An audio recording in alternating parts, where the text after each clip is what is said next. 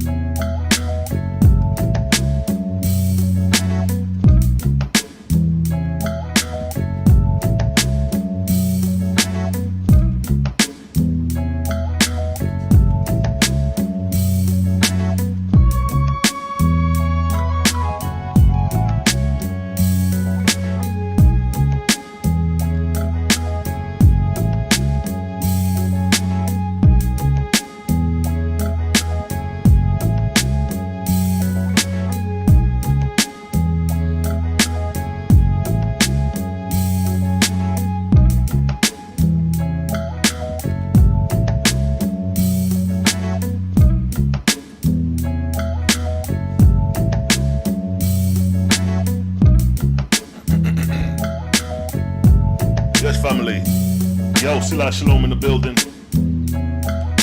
When if I just putting a little two and two together here.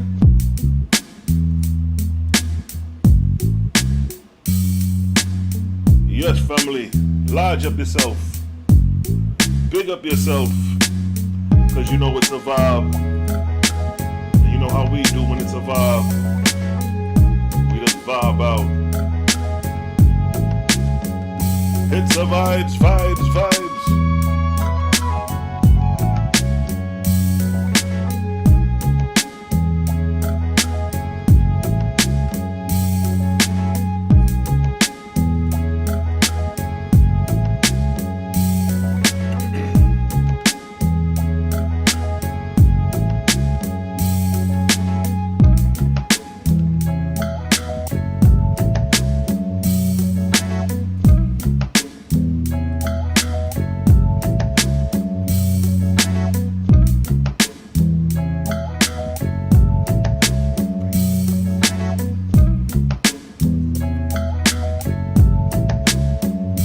It's the vibes, vibes, vibes, yes family. Hit up the like as you're chiming, as you're coming in. You know how we do. You know how we do, family.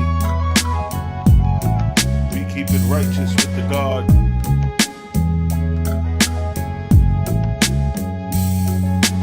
Shout out to the righteous gods and goddesses. As everybody chimes in.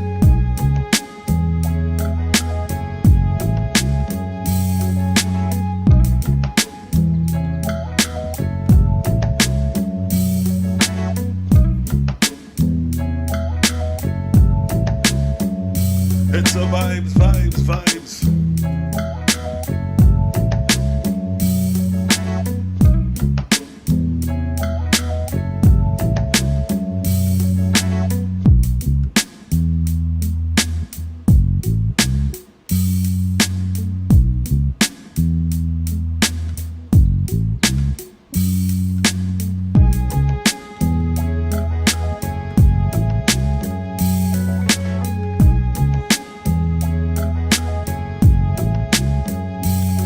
vibes. Yes, family, large up yourself.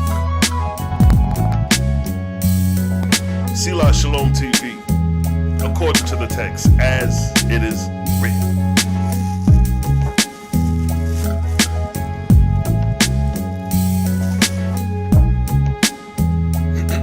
Yes, family. It's the vibes.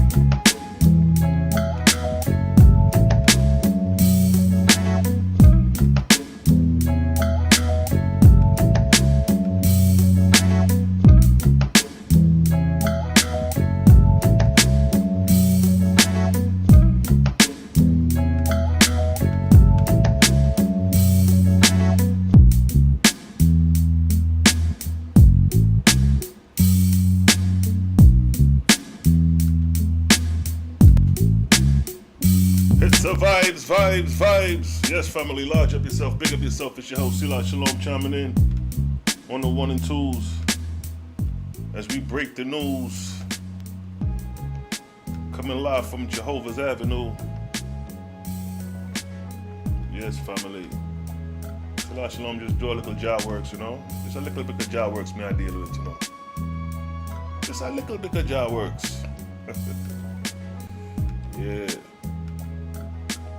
How y'all doing today? It's the vibes.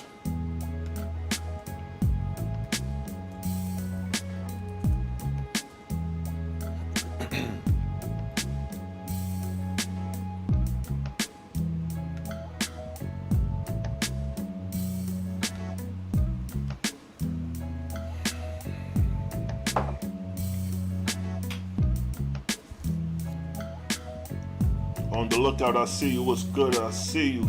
Belinda, Messiah, Elijah, Messiah, everybody chiming in. Bronze, what's the do, Bronze? Messiah, Stephen, spiritual light in the building. We on fire. Scoring to the Black Man Podcast. Sadat, peace to the brother. Peace to the brother. Scoring Black Man Podcast. Check out the brother content. Got some good content over there. Bazell, I see you. Peace. Jamie, I see you. Peace, family. Angelica, I see you, and the people chiming in. Ray, I see you, the first one on board. Peace and blessings to the family. Your host, Selah Shalom, decided to come on for a hot. You know how we do. You know, I went in on that God spell yesterday. Yes, Jaja, you done know. Went in on that God spell, you know what I mean? We showed improved on that. Another one I'm going to be working on soon is me, Malachi Maccabee, and Cosmo Cal was talking. We're going to expose that motherfucking calendar, that Hebrew calendar. Oh. It's over for them niggas with that calendar. That's one thing I noticed Hebrews don't talk about is the calendar. You know what I mean? We're going to get into that sooner than later. But for right now, we just vibing, y'all. No particular topic. We're gonna freestyle it, the spirit move us. That calendar, that shit gotta be dealt with, y'all. Do you know that when me and Malachi was talking, he brought it to our attention that the Hebrew calendar is not even 6,000 years old. Meaning to say, from the time of Adam, the time of the first man created, is not even 6,000 years old. What's the number they put on it? I forgot. Let me see if I can pull it up. Malachi. He said he looked up the Hebrew calendar. It was like, yo, that shit is in Wikipedia. I said, damn. You know what I mean? They got you believing that 6,000 years ago is when this shit started.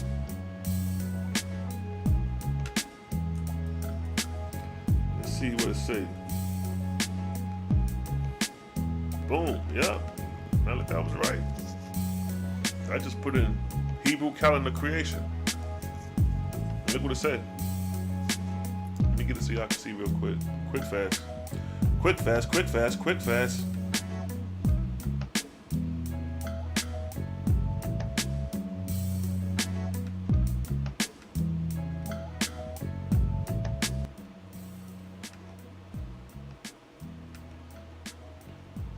Look what it say, family. What Malachi, we was talking in the chat earlier. He right. It says the starting point of the Hebrew chronology is the year 3761 BC, the date of the creation of the world as described in the Old Testament. Uh-oh. Uh-oh, SpaghettiOs. We got a problem. We got a problem. It said that the creation of the world started 3761 BC. Oh. So for all you Hebrew Israelites out there, the time of Adam and Eve, according to this here, is 3761 BC. This is another God spell that we're under, because most people don't really talk about this, but this is what it is. If you was to look up the beginning of the calendar or the beginning of creation based off a calendar, it's going to give you this. 3761 BC. Do you know where that puts us on the timeline of creation if we apply the Oahspe to this date? Let's see. Let's go to the timetables of prophecy. I don't even know if I got that chart with the days on it, but no, yes, I do actually. So check it. Boom. This is the time chart. Let me put the 25th arc cycle. Do you know that the 23rd arc cycle after the creation of man starts at 3953 BC? Your creation story, from the 7-day creation story to Adam and Eve and all that, the whole creation, the beginning, is 3761 BC. That falls on the Oahspe in the timeline based off the timetables of prophecy in the 23rd arc cycle. The 23rd arc cycle is from 3953 BC to 1553 BC. That would put the time period of Adam and Eve within this time period, this 23rd arc cycle. So now, let me see if I could get a sketch. Let me see, hold up. Yo, this is crazy. So check it. That's the arc cycle. Let me just pull it up like here. Let me do this real quick.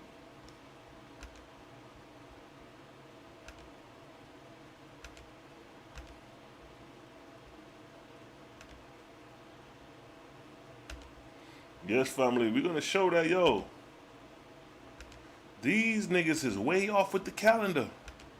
Totally off. Huh? Let me come in the Oahspe and pull up this picture. Now check this shit out. See that? Let me scale this to frame. This is the 23rd arc cycle. That's the 23rd arc cycle right there. That's this. See where it say 23? That 23 is spread out now. That's the length of the 23rd arc cycle from 3953 BC to 1553 BC. If you notice, it say 1553 BC. It says the Exodus. That's roughly the time of the Exodus. The ending of the Middle Kingdom. But notice, this is the 23rd arc cycle after the creation of man, called the Ark of Speta. And notice, 3761 BC is the creation of Adam. And then the time from Adam to the flood, when I Googled it, let me show you what came up. Let me bring you out to the screen. We're going to come back to this. Let me show you something. Watch this. When we Google the time length from Adam to Noah, look what it say. The time from Adam to Noah at the time of the flood is 1,656 years. Now, when you subtract that from that 3761, my nigga, this is what you get. Let me show you what you get. This is what you get.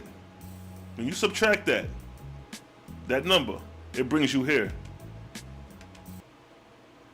It brings you to 2105 BC.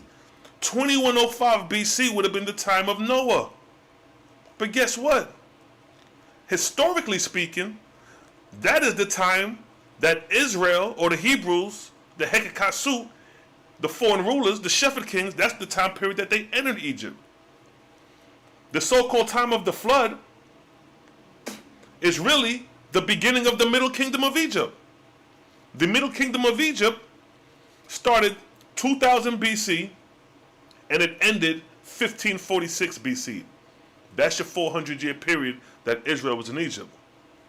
So when the flood was going on, based off the Bible, based off the biblical calendar, the Hebrew calendar, the time of the flood would have been the time that Israel would have been going into Egypt. See how faulty this timeline is? See how faulty this Hebrew calendar is? Or the calendar, the man-made calendar in general? So the time of Adam to Noah is 1,656 years. And when we subtract that from 3761, it brings us to 2105 BC, the time of Noah, the time of the flood, within the 23rd ark cycle. Nigga, this shit don't even make no sense. There was no flood, no worldwide flood during the beginning of the Middle Kingdom of ancient Egypt. This is the rise of the Assyrians and the Babylonians. They didn't document no worldwide flood. This is the 23rd ark cycle. Now, when we come back to the real calendar, the ark cycles, right? Look at that. According to the Oahspe, the flood was in the 17th ark cycle. That's 24,000 years ago, just dealing with the basis of 3,000 year arcs, 3,000 year periods of an ark cycle. So you got 24,000 years ago that the flood took place, but according to the Hebraic calendar, the flood would have took place 2105 BC. That's the time of the Middle Kingdom of Egypt. Showing you how far gone this shit is. And this is just a quick little demonstration I just threw the 23rd ark cycle to show you where the time period land dealing with the Oahspe. This shit don't even go back to the beginning. This shit don't even go back to the first ark cycle. Huh? If you're talking about Adam, hold up. If you're talking about Asu, look what here it states on the Oahspe. The creation of mortals. The first ark cycle. So you got the first ark cycle all the way up to the 23rd ark cycle. The 23rd ark cycle is when Adam, your Adam, comes on the scene. The biblical Adam comes on the scene. How many thousands of years? That's over 60,000 years after the original Adam. Your biblical Adam comes during the 23rd ark cycle. And it's crazy because that's the same time period that Anu-Hashaj rose on the scene to give you that fake-ass Babylonian tale. The 23rd ark cycle is the rise of Anu-Hashaj. Anu-Hashaj began his reigning in the heavens around 3700 BC, 200 years after the ark cycle. Because the first 200 years of the 23rd ark cycle, it was a reign of peace. And then after that 200 years is when Satan rose up in Anu to do what he was going to do. So by the time 3100 comes on the scene, Anu got Narmer on the scene, ready to go. Ready to lay it down. Putting the murder game down. But but according to this Hebraic calendar, this brings us the time of Narmer would have been roughly in between Adam and Noah. See, this shit is totally off. Narmer is a Hamite. Narmer would have came from the seed of Ham, descendant of Cush. Huh? But Narmer is ruling before Shem, Ham, and Japheth according to this timeline. It's totally off, beloved. Totally off. And we here to expose it. We breaking this shit down all the way to the nothingness. So your creation of Adam is in the 23rd arc cycle after the creation of man. So let me see if I could get some highlights. Get some highlights there. Let's see. This shit is hilarious, man. You got deities that are older than Adam and Eve. Like this deity right here. I'm about to drop in. Did it drop in? Hold up. There you go. See this deity right here? Look what the date on this one say. Let me scale it to size. Look what the data say at the bottom. It said fertility figure of Ur of Chaldea. 4000 BC. This shit is older than... this reptilian is older than Adam. See that? 4000 BC, this reptilian deity was already here. But according to... This is the creation. This is supposed to be the creation. Not just Adam, but the creation as well. That's what the verse stated. Hold on, let me find it right here. Let me get it. See that? This shit is all fucked up. Right here. It says the starting point. Key point. Starting point of the Hebrew chronology is the year 3761 BC.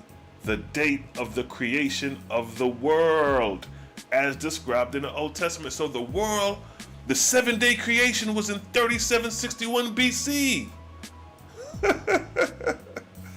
What? Man, it's over for these cats, yo. The creation of the 7-day creation took place 3761 BC. So the reptilians, this fertility goddess, was in existence before the world was created. Before the sun, moon, and stars, before God said, "Let there be light," there was Lilith, the reptilian. Showing you how foolish this is. We following the concept of 3763 BC when this is only the 23rd arc cycle after the creation of man. It's over. In the time of the flood of Noah would have been 2105 BC. Let me put in the middle. Let me show y'all something. Put in the Middle Kingdom of Egypt. Show you what's going. Show you how backwards this shit is. Show you how backwards this shit is. Now watch this. Let me show y'all something. Let me show you blood clot something here. So we look in here, right? We see that the flood, according to this timeline, the Hebrew calendar, the Hebrew creation, whatever, is 2105 BC. Let's see what's going on in the world 2501 BC. What's popping? 2105 BC, around that time period. Because that's supposed to be when the flood, that's supposed to be, everybody's supposed to be getting killed off and going into the flood. But look what it states here. The Middle Kingdom designated a period of ancient Egyptian civilization stretching from approximately 2030 to 1650 BC. Dynasty 11 through 13. See that? See that? We roughly 100 years after the New Kingdom, the beginning of the Middle Kingdom. So technically, Egypt, this would have been the old, it would have been the ending of the Old Kingdom of Egypt. Bang! Right here. See that? The Old Kingdom of Egypt circa 2613 to 2181 BCE. Huh? So you talking about the time of the flood would have been during the time of the Old Kingdom. And this is during the Pyramid Age. See that? It's over. So during the Pyramid Age is when your flood of Noah was taking place. Come on, man. Yeah, I gotta do better than that.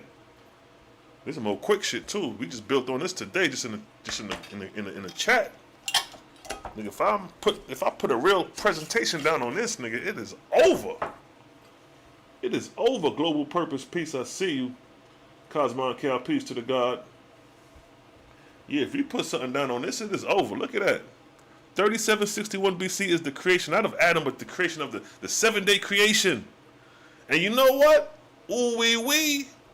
That's the time of Anu Hassaj. Anu Hassaj gave you that creation story. He gave it to you in the heavens before it came to earth.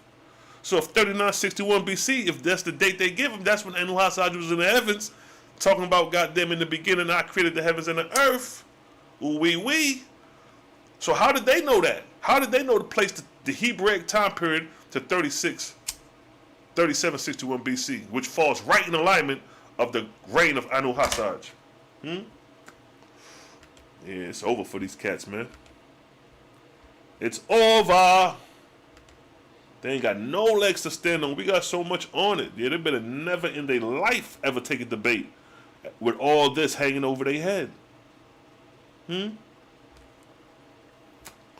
goddamn pyramids is older than this shit. I mean,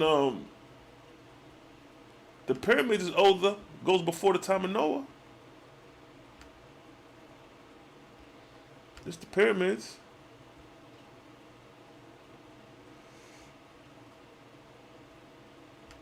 Where that? Let me see. Drop that in there. Yeah, the pyramids comes before the flood. Now if they believe that, then they talk about the flood and the Sphinx has water erosion.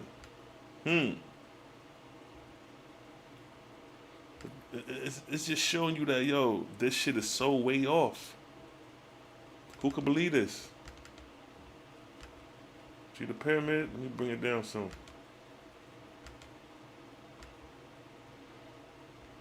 The pyramid is within this time period. Right up in here, in between here. That's the pyramids right there. So from Adam, between the time of Adam to Noah, according to the Hebraic timeline, the pyramids would have had to been built. But there was no Egyptians yet. There was no Hamites or Cushites yet. There was only the descendants of Cain and the descendants of Seth. The pyramids would have came down here sometime.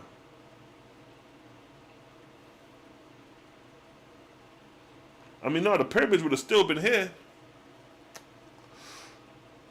The Israelites came into Egypt right after 2100, during the time of the Middle Kingdom. The Middle Kingdom, 2000 BC. That's when that shit around roughly started.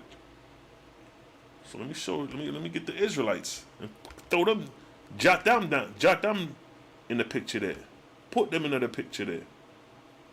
Now this is the actual picture that they be using too. Now this is the picture. This is when the Israelites came in. I know y'all know that picture, the Ben Hassan. That's 2000. That's on the walls of Khenimhotep II. That's around this time period. So you got the Israelites coming into Canaan. Matter of fact, let me pull it up. I ain't got to sit here and let me pull up Khenimhotep II so you can see I ain't making this shit up as far as the time period.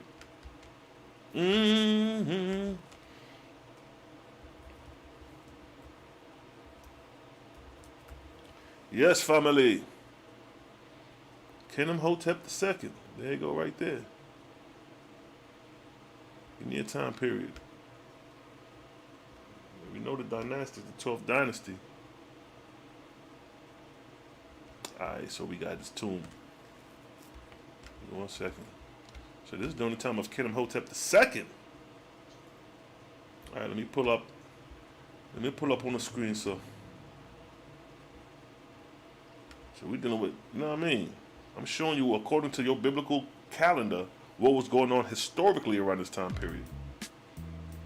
So during the time of the flood, these guys right here was rolling into Egypt. Khenimhotep II was ruling, but it's on Khenimhotep's the wall where you see the Hikakasu coming in. They say Khenimhotep. It says what? 12th dynasty, Middle Kingdom, 20th century, BCE. 20th century is 2000 BC. Huh? That's what's going on there. And this is the famous depiction of right here. This is the Hikikasu, the Israelites going into Egypt. Let me get the original. There you go right there. That's 2000 BC.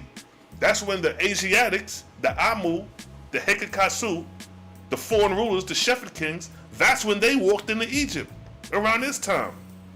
There go your Hebrews right there coming in. But this is supposed to be the flood.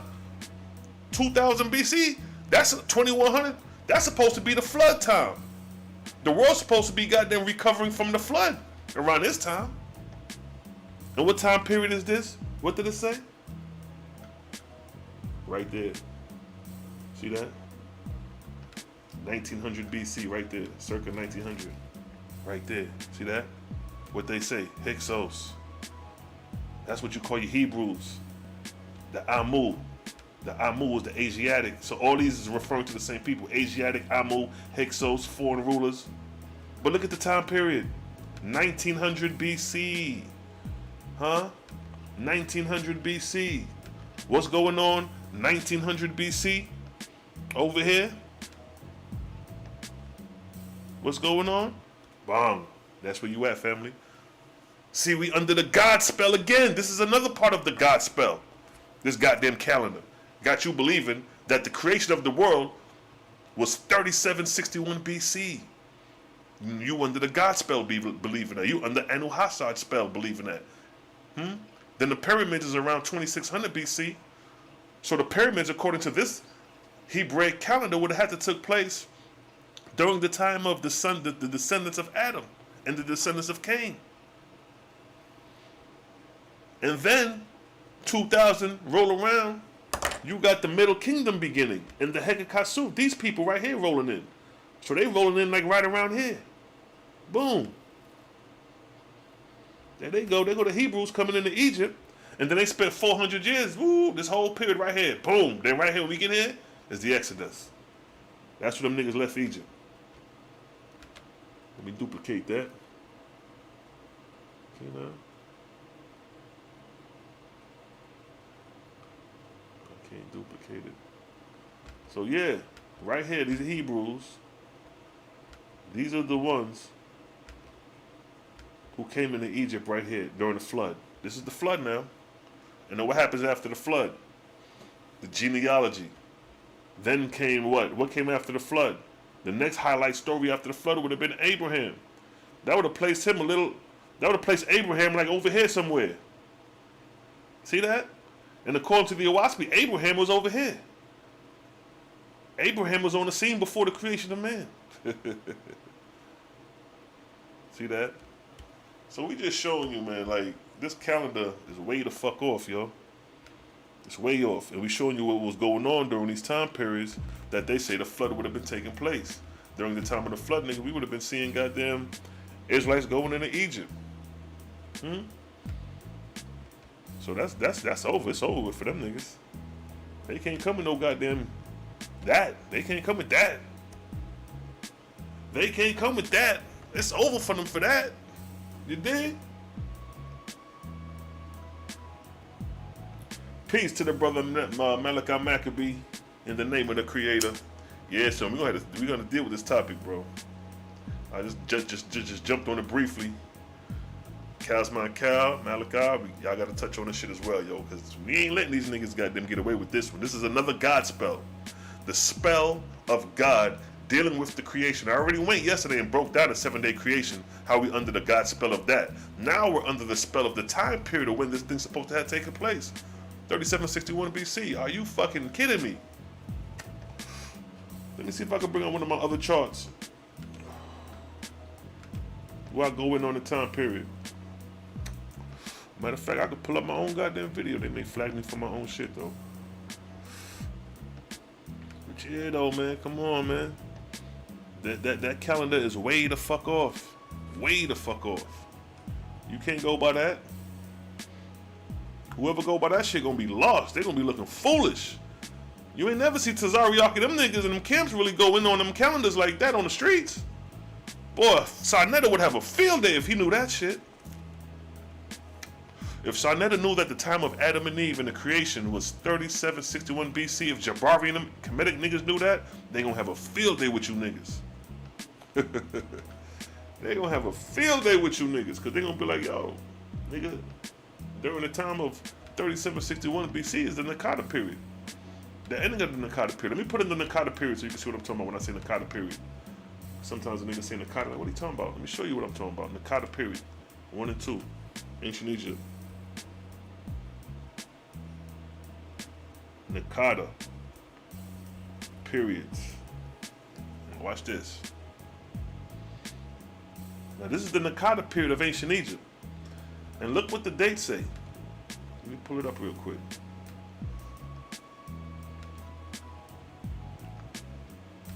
Look, this is the Nakata.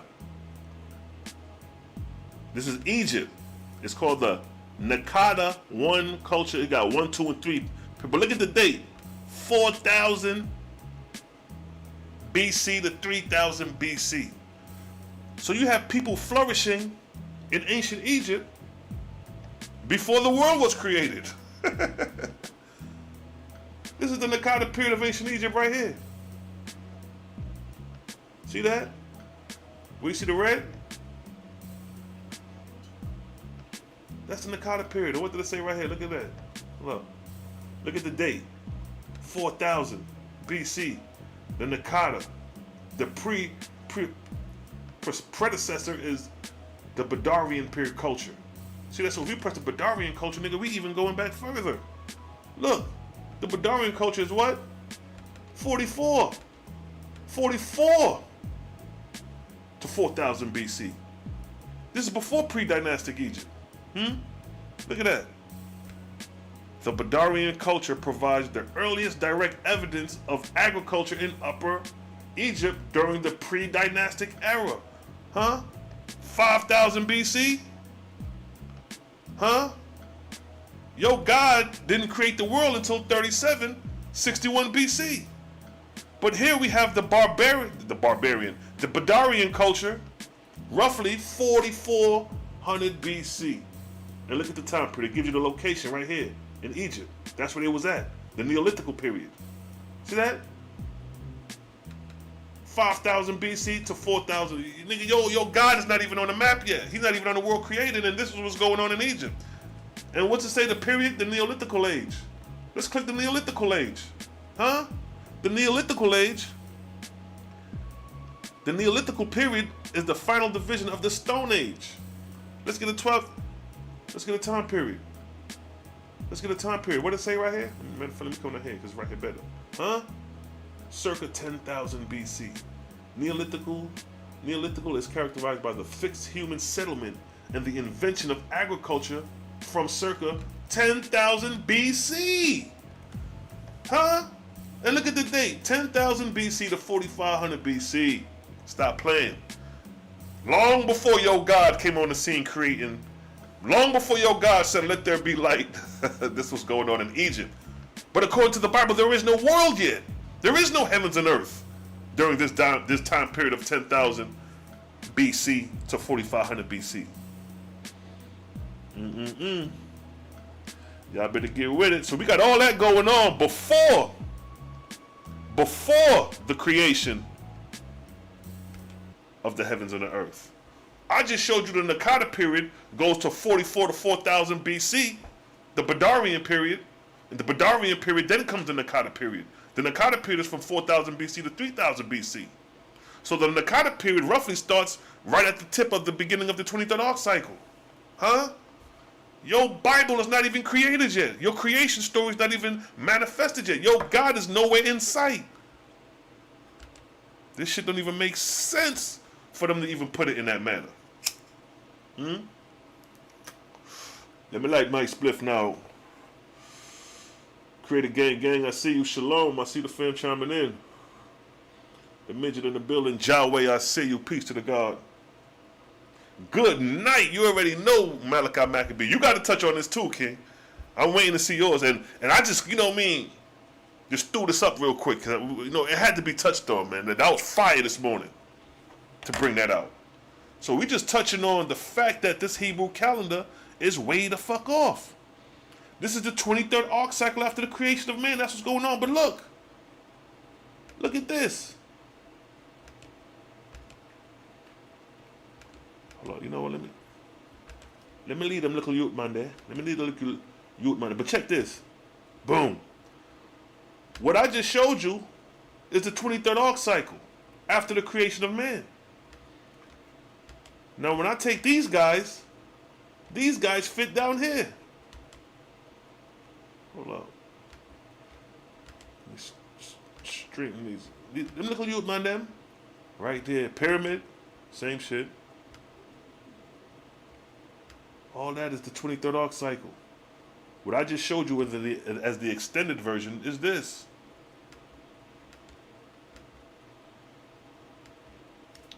See that? So when Israel came on the scene, when the pyramids was made, that's the 23rd arc cycle after the creation of man. But this is where your creation story says Adam begins. The 23rd arc cycle. It's over. And it's like I said, it's funny because the 23rd arc cycle is the exact same time period and Oahspe came on the scene to take over. I said, look at that, boy. It's over for these niggas, man. It's over for the bruise. Y'all better let go of these false gods and come over to this goddamn Oahspe. I ain't feel no more confident than now, boy, because y'all niggas, boy, y'all can't say nothing about us never again. In the existence of your life, can you ever say anything about the Oahspe when y'all got this type of bullshit hanging over your head? 3761 BC is the time of the creation of the world? And that's the old kingdom of Egypt, and y'all ain't goddamn put two, and y'all ain't even question that shit? Man, this shit wild, yo. Y'all better wake up and do your homework if you sleep. Because this is another God spell that we're under. We're under the God spell. The spell of the gods. And look at this. Let me show you something else. Watch this. See, I've been doing my homework too. So this would have been going on too. Let me throw this out there. Matter of fact, let me bring this back up. So this is the 23rd arc cycle. I'm showing you all the shit that would have been going on while your flood would have been going on. While the flood of Noah would have been taking place, this is what would have been going on in real history. So look at this. Look at that. The Menra Ptah Stela that everybody like to say that the word Israel was found. But look at the date on this. 12. Matter of fact, let me throw that off. That's before. That's during the New Kingdom. So let me throw that out. That's during the New Kingdom. Now, this is what I meant to get. Hold on. This right here. Yeah, follow yourself. The words Yah. This one. The land of Yah. This one. This is what I'm talking about. Look at the date on this. 1962 BC. This is when the tale of Senuhi. This is the tale when somebody from Kemet took a trip into the land of Canaan and they came into a land called the land of Yah. Huh? There go Yah right there. They say ain't no vowels in ancient Egypt, but god damn it, nigga, they go a Y, they go two A's. All vowels, no consonants. And these are the expression of the vowels in ancient Egypt. So whoever told you that they didn't use vowels in ancient Egypt, well, there they go. But that's another story. But I'm showing you here, look at the date. This is during the 12th dynasty. 1962 BC to 1917 BC. Sensuret, the first. So this would have been going on not too long after the flood. It's right around here. So I'm just showing you, man, this is all what's going on with your calendar. With your calendar, son. Y'all got to address this calendar. Now just imagine if niggas would have been on the street in front of the people and niggas bringing this out. Niggas wouldn't have had no legs to stand on. Niggas would have been getting angry and want to fight. because we done exposed they got to be false. This is supposed to be your most high. God is not the God of confusion. Well, God damn if this ain't confusion. I don't know what to tell you. Be mindful of these guys you following, fam. These guys do not got your best interest if they showing you shit like this. Like I said, this is the 23rd arc cycle after the creation of man.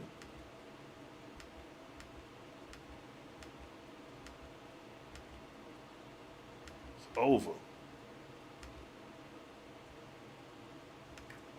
It's over.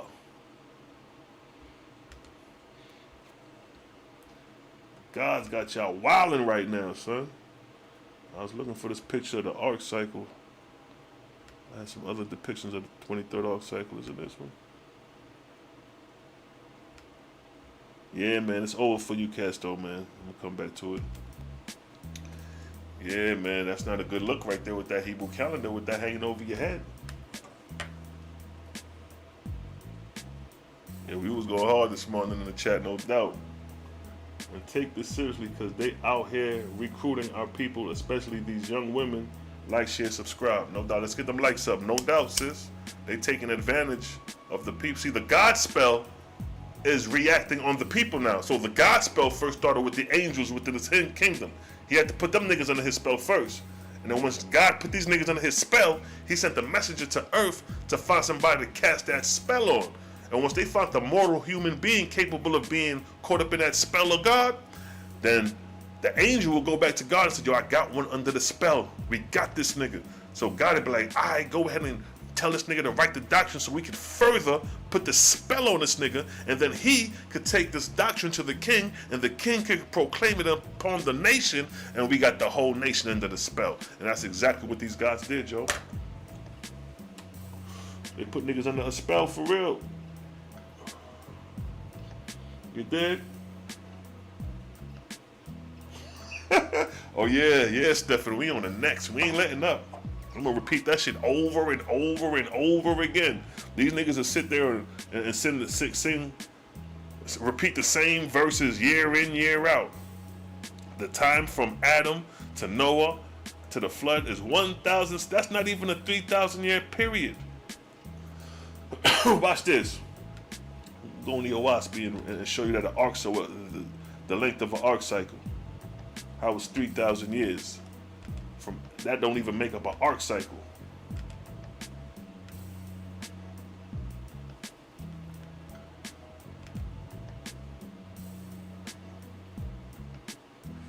Boom. So check this, right? So let me go open up my display. So now again, the time from Adam to Noah at the time of the flood is 1,656 years.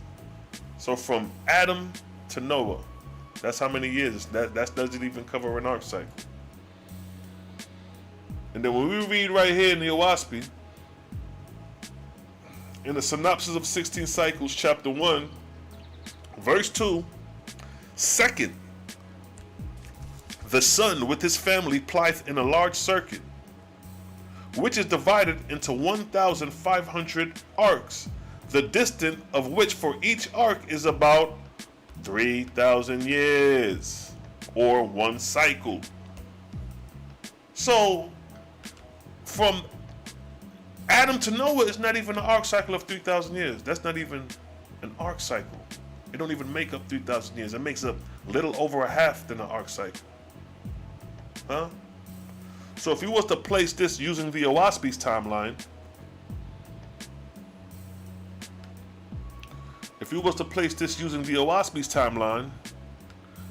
it'll place us in the first arc cycle after the creation of man. All that right there would be here. We go to the first arc cycle. So if you was to apply that the time of Adam to Noah is 1,656 years, and if you was to apply that to the very first arc cycle, from the time of Adam to Noah wouldn't even make it a full 3,000 years. So the whole flood of Noah would have took place in the first ark cycle after the creation of man.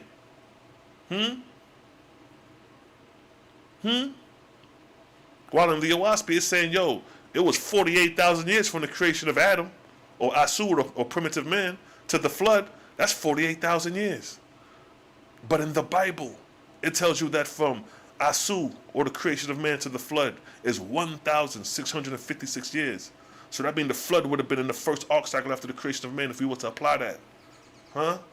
And then if we was to apply the time period that they gave us of 3761 BC, that'll place us in the 23rd ark cycle after the creation of man. That'll place us there. And then, using the same methods, the time of Adam to Noah, using the 23rd ark cycle, still is not a full 3,000 years. Half a cycle. And then, the flood would have had to take place in this 23rd ark cycle. And there's no evidence of a worldwide flood during the time of the Middle Kingdom. Ain't no proof of no flood during the time of the Middle Kingdom. Ain't no proof of no flood during any of these time periods. See that? So if Adam would have come on the scene around this time, during the time of the Middle Kingdom, ain't no floods going on. It's over. It's over. And then from the flood, don't let me do that. From the flood to Jesus, goddammit. When did the flood to Jesus? Put that time period in there. From Noah to Jesus, how many years is that? Yeah. It's over for these niggas now. Jesus don't even make it to the 1st century.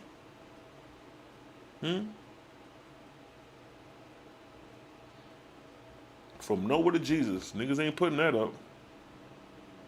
How many years was from Noah to Jesus? Let me see. Who got the answer? Let me see. I'm just looking for somebody with a quick answer for that. No, everybody trying to do their calculations. I don't need your Noah was born. Just give me the years totally added. Yeah.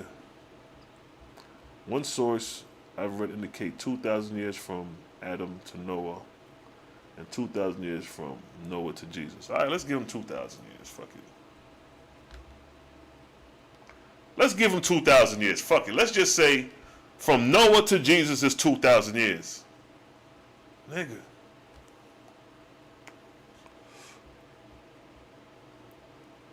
Hold up.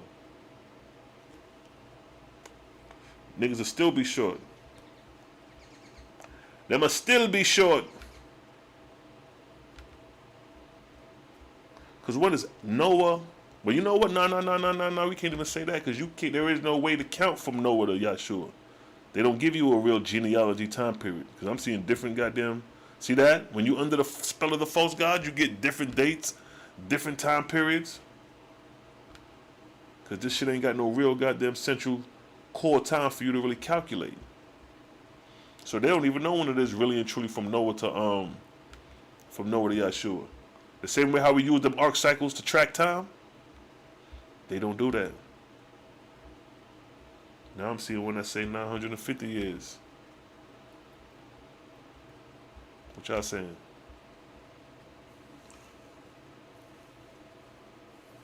(3761) creation of the world, birth of Adam and Eve. Yeah, we got that. The year is 3760 Jewish year. Yeah, we exposed that. Showing you that that's during the time of the Nakada, the ending of the Nakada period, coming into the 1st century. I mean, not 1st century, coming to the Middle Kingdom. I'm doing 101 things. So we showed that, man. It's over for them with that, man. It's over for them with that. It's over. So if anybody ever, you ask them, when does the Hebrew calendar start, or when did the creation start, and they give you that, run. And they try to convince you that that's what it is, and nigga, run. Alright, so let's see what we got here. Alright, so from Adam to Christ, I got one. I got a fictional date. I got a spell date. Let me show you the spell date that they put from Adam to Jesus. Display. Boom. So right here. It said, so 69 weeks amount to 483 years. For from said year of Darius unto the 42nd year of Augustus, in which year our Savior Christ was born, are just and complete so many years. Whereupon we reckon that from Adam unto Christ are 3,974 years. Man, they got the months and the days. But there you got it. 3974. From Adam to Christ. Okay. Alright. They trying to make some sense of what they can, but this shit still ain't making no goddamn sense. When we come back up, let's go back to the chart. Okay. So now, 3974. All right, that'll roughly bring us down.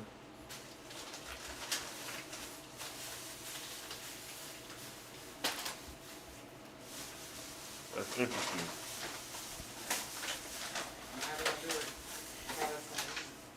Oh, wait, all right, bet. Cool. Yeah, so that's interesting, family. How they placed the beginning of creation at this particular time period, showing you that it's way off. The time of Christ, all that would have been mustered off. Yo, this shit is wild. But it survived nonetheless, family. Based on their timeline, it would have to be over 2,000 years, right? Facts.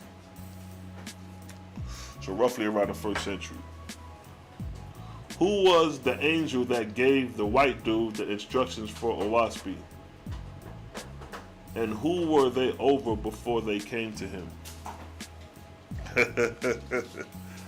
Who were the angels? I'll show you better than I can tell you. See, these angels, they don't single-handedly promote themselves. Jehovah's armies come in legions. So when you see Jehovah's armies come, ain't no single person you singling out. You looking at the whole army coming. You dig? So we ain't no. So y'all worrying about one Jesus or one Yeshua, nigga. We coming with a legions of 3,000 or 50 million Yeshuas. That's how these angels is coming in the name of the Creator. You dig? But to answer your question, right here, right here. That's the question. Who was the angels that came to John Newbro, the white boy? Y'all want to know why this white boy got this revelation? Why is he chosen to get this revelation that's just beating up your Bible, right? So here's the answer. In the Oahspe chapter 1, verse 22, it states, and the angels of heaven, there go your answer. The angels of heaven descended to the earth to man and appeared before him face to face, hundreds and thousands of them, speaking as man speaking, and writing as man writes, teaching these things of who? Jehovah and his works. What is the Oahspe? Under whose authority? Jehovah. So the Oahspe is about Jehovah and his works. Now here's the catcher. Verse 23. In the 33rd year thereof. The 33rd year is 1881. 1880. After 1848. It says the ambassadors of the angels' hosts of heaven. That's who came to the whiteboard right here. The ambassadors of the angel hosts of heaven. That's who came. And what did they do? What did they do? They came to prepare and reveal unto man in the name of Jehovah his heavenly kingdom, and have thus herein made known to the plan of his delightful creation for the resurrection of the peoples of the earth. See that? See that? So who came to the white boy? The ambassadors of the angel hosts of heaven. There go your answer. Right there. Don't be mad at me because these goddamn angels came to the white boy and gave him this revelation and is beating up the Bible. Don't be mad at me for that. I'm the type of nigga, I'm running with the winning team.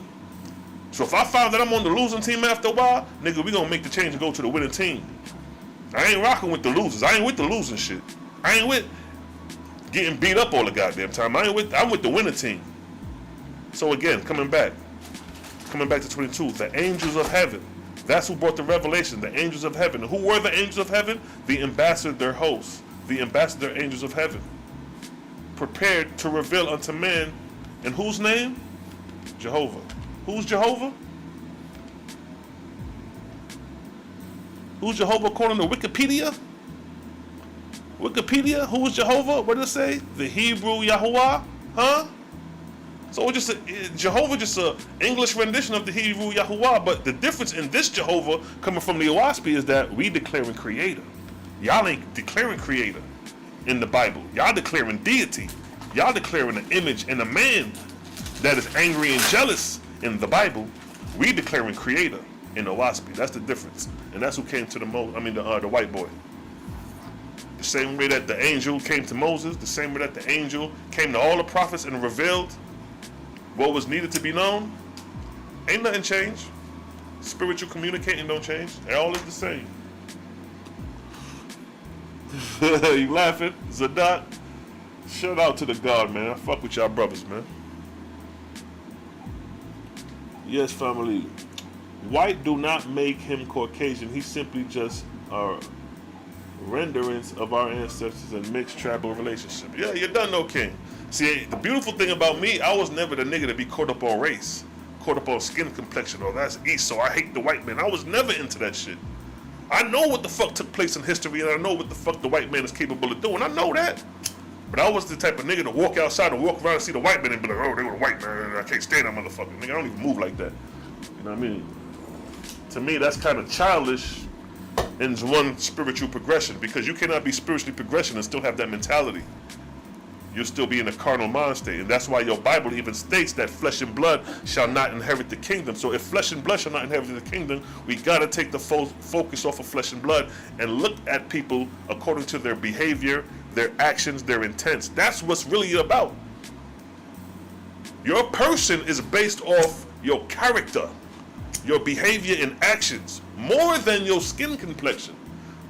You have more white people that'll be more friendly to you than your own brother. You got brother killing brother in Philadelphia crazy right now. Niggas is dying in Philadelphia like roaches right now. Ain't no white boys doing that. Them niggas killing niggas. You see what I'm saying? So don't let flesh and blood fuck your spiritual progression up. Because now the revelation that Jehovah came with came through the white boy. In order for you to get this understanding about creator, you got to come to the white boy now. But for 6,000 years, the white boy been coming to us. The white boy came to us when it came to Egypt. Who gave the Egyptians, who gave the Greeks knowledge, wisdom, and philosophy? The Egyptians and the Babylonians. Huh? Nigga, we've been running the planet all the way up into the slave trade. You see what I'm saying? So don't let tribal war, flesh and blood, get in the way of your spiritual progression, because it can hinder you.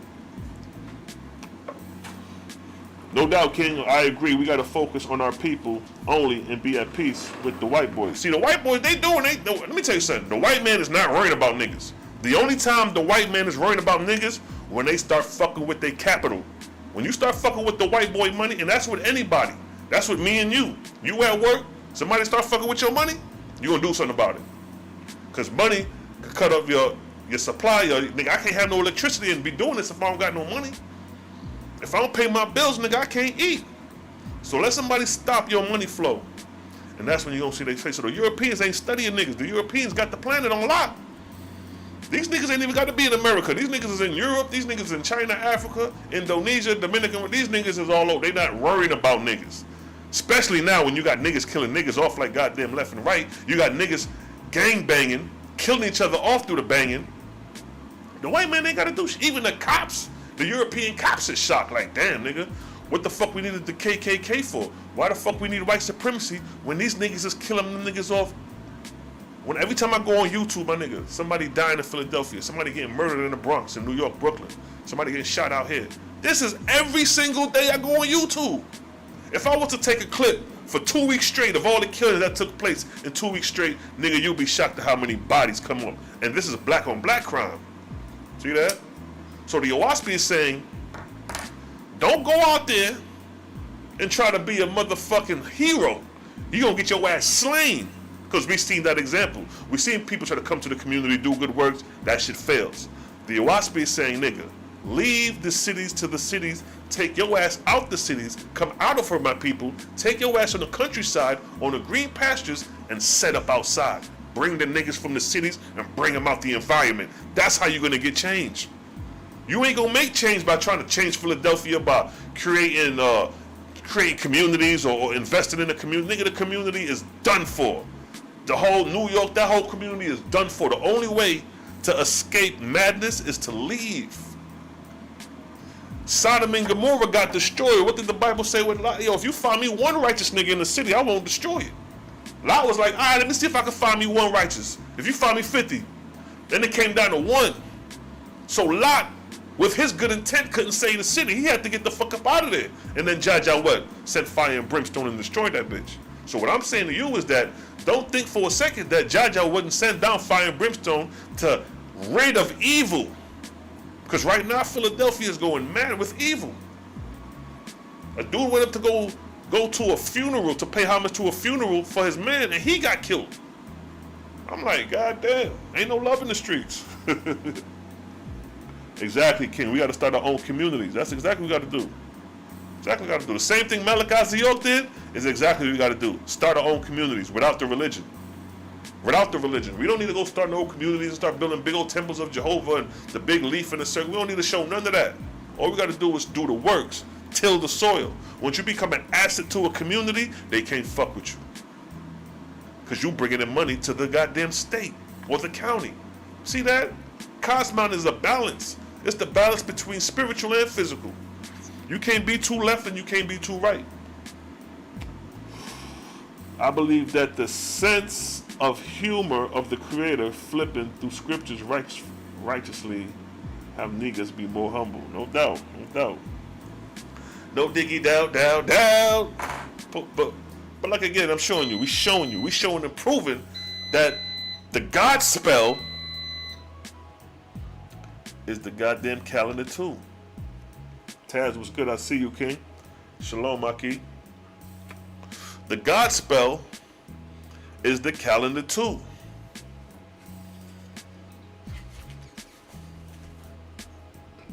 So when Anu Hassad, what I read yesterday about that 7-day creation myth, there go your answer. 3761 BC is when that shit came about. Niggas ain't even 6,000 years. That shit is over with. Yeah, this ain't looking good for these brothers. This ain't looking good at all. Yes, my brothers and sisters. And another thing they put the God spell on is Jehovah. Because in the Bible, they got you believing Jehovah, some tribal motherfucker, some tribal God.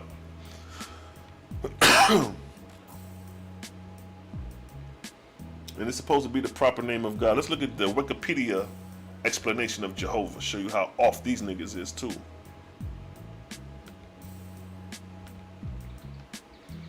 It says Jehovah is a Latinization of the Hebrew Yahuwah. That's our what's his name? The mighty Hebrew. He'd be like Yahuwah. The Hebrew Yahuwah. So it's just a translation. You know what I'm saying? That's all Jehovah is. So when we say Jehovah, it ain't like, oh nigga, you know it's not the Hebrew. Nigga, get out of here. All you doing is changing a J to a damn Y. You're switching out alphabets. Y'all niggas is arguing letters. And then it comes from the tetragrammaton, Yahweh, right here. YHWH. And then it states what? The proper. So it's supposed to be Yahweh, the proper name of God. Yahweh, the proper name of the God of Israel. But they got Yahweh classified as a God though. See that? See that? They don't got him classified as the creator. We already, you know what I mean, talked about what God is. It's just the God in Judaism. Yahweh. Just click Yahweh. Look, they got a depiction of Yahweh. Maybe later. Oh, y'all want that bread? Hold on. Look, that's Yahweh. There goes your Yahweh right there. Didn't they say they made images of Yahweh in the Oahspe? Imaginary idols? There goes your God right there, yo. Looking like a Persian.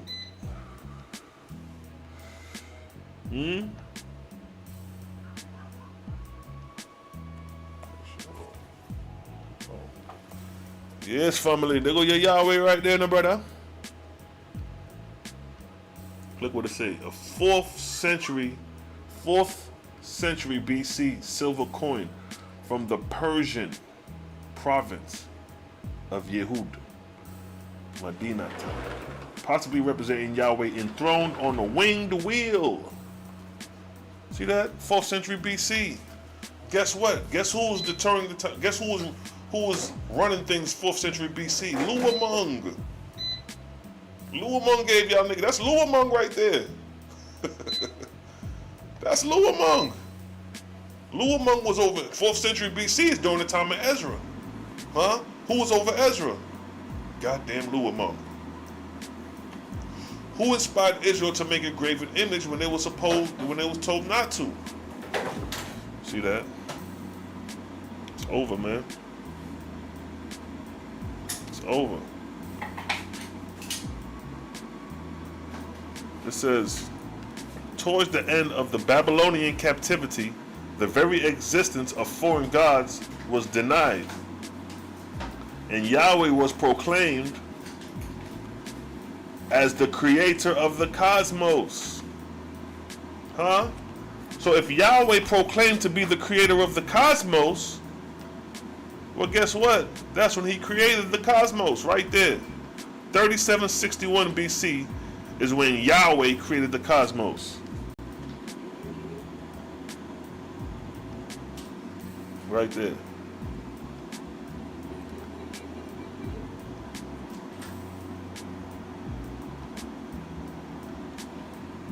See, I got me in my damn program. Going live on the program. This is where I make the sheets at. Let me see. So Yahweh create cosmos. 3761 BC, just what it says right here. Yahweh was proclaimed as the creator of the cosmos. And when did the creator of the cosmos take place? 3761 BC. During the ending of the Nakada period. Huh? The beginning of the pre-dynastic periods prior to Naama. 600-700 years before Naama. It's over for you cats, man. So he's the creator of the cosmos. He created the cosmos in 3700 BC. You know what I mean? So we showing you what's going on here, man. They created the idol of your God, because that ain't none of my God right there. But your God sits on the throne. He's sitting on his throne right there. Just like Osiris was sitting on his throne, your God's sitting on his throne. Where Osiris at? See how Osiris is sitting on his throne? Same way Yahweh is sitting on his throne. Osiris on his throne, Yahweh on his throne. That's what's going on, fam. Yes, family. That's what you have to deal with these things there, okay? You have to put them things in its proper order. Proper order. There's proper respects, yeah? Proper order. Yes. How about those that use the Strong's Concordance and the Zondervan Bible Dictionary, not mention the white man who wrote the Oahspe? Oh, I went in on that, I think, yesterday. And I went in on Strong's Concordance to show that the Strong's Concordance was, the Strong's Concordance. Yeah, I went on that yesterday. Goddamn James Strong's. We touched on that. But it ain't nothing to just bring it up again. I ain't got no problem with that. James Strong's, he gave you the Strong's Concordance. He defined the words. He put it all together. the number, the way it's numbered in the Strong's in the joint. Yeah, he did all that. Hold up, let me make sure.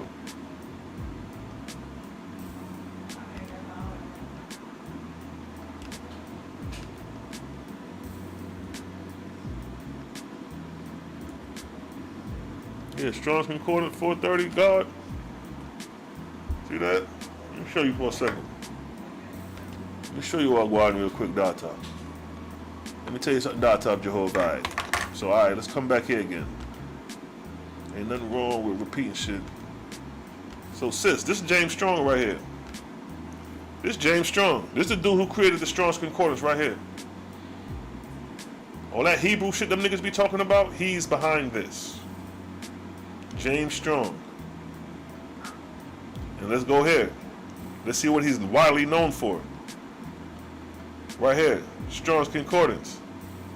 That's what everybody used, the Strong's Concordance.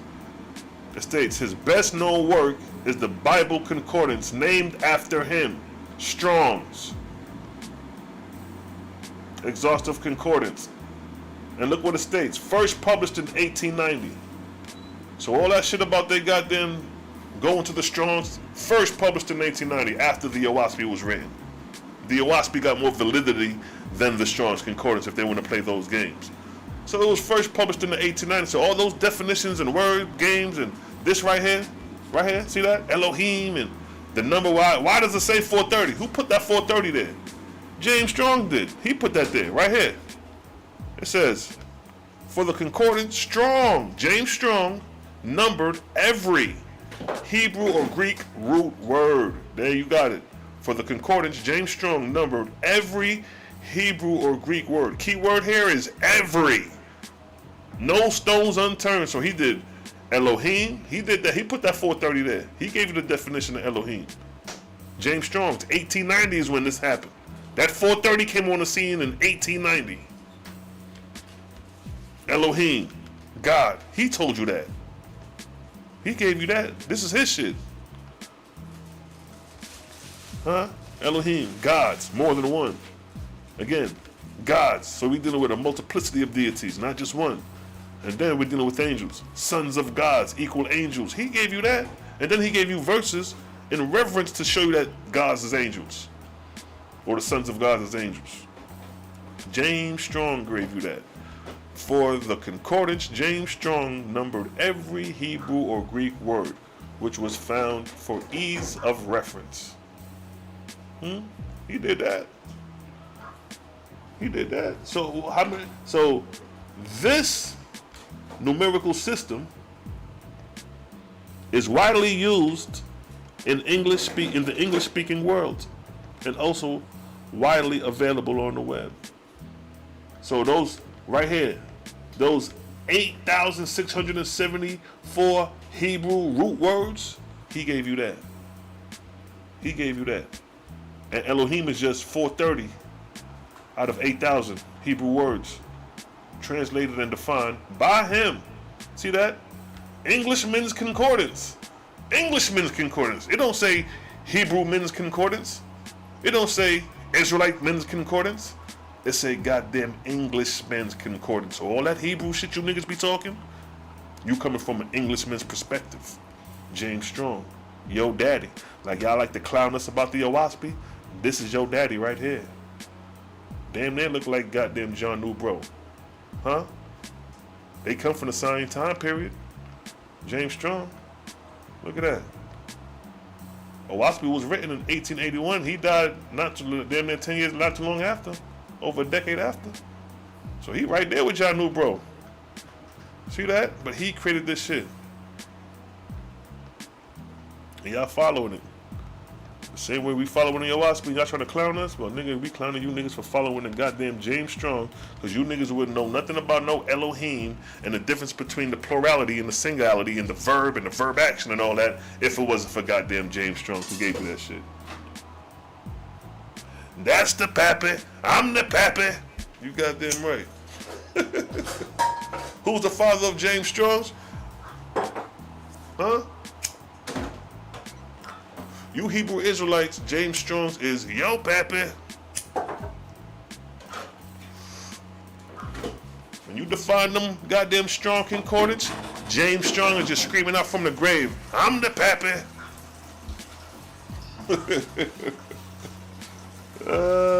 Don't get me started. Y'all crazy.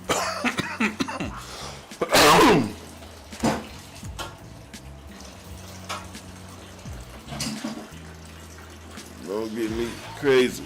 Y'all crazy. Yo, y'all wild.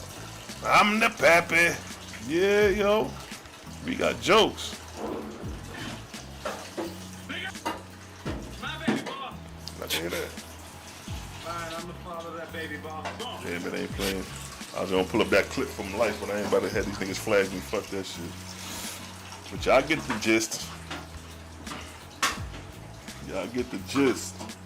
Where it said,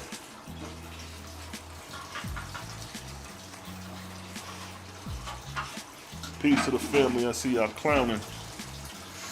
It's real though. It's real in the field. So we showing you the God spell. We showing you that this Hebrew calendar is a goddamn spell that Israel is under. Now that's the question. Who gave you niggas this calendar? Well, it had to be, and Oahspe didn't give you niggas a calendar. He just gave you a creation story. He gave you a creation story and a genealogy of years so you could add up the years and create a timeline. Nigga left you out there with no time period. That's what that's what Lua and Oahspe did. He left niggas without a time period. Huh?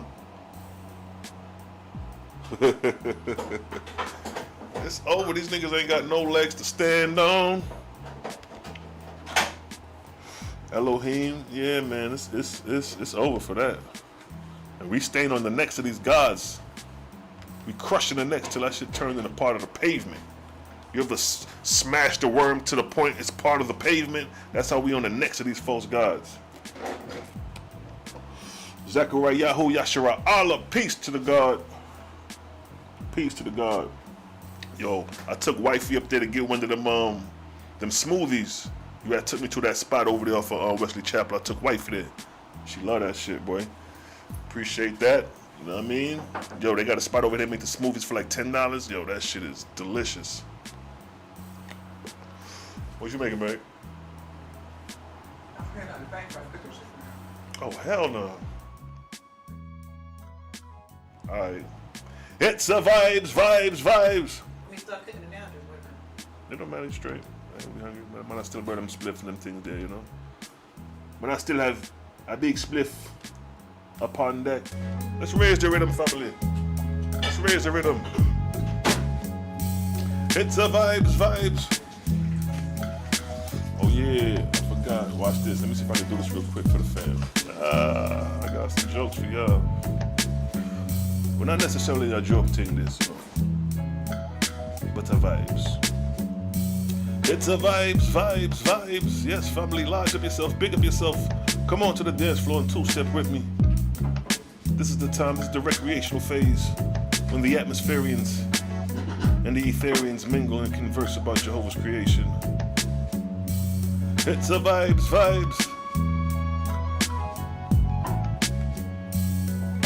Hi, we're Fiverr. It's a vibes.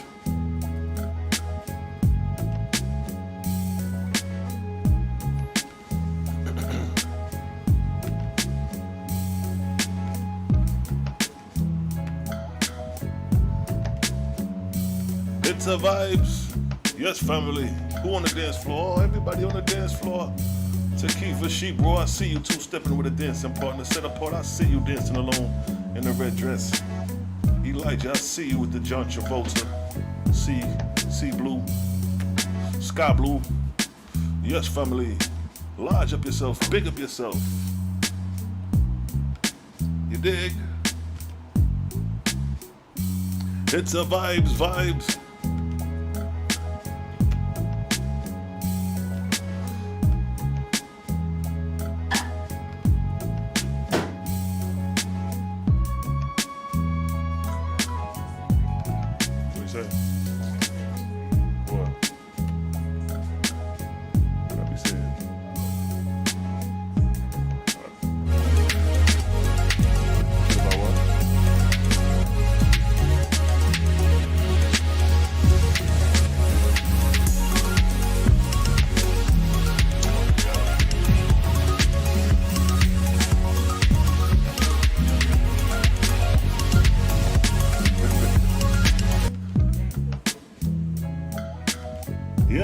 family, large up yourself.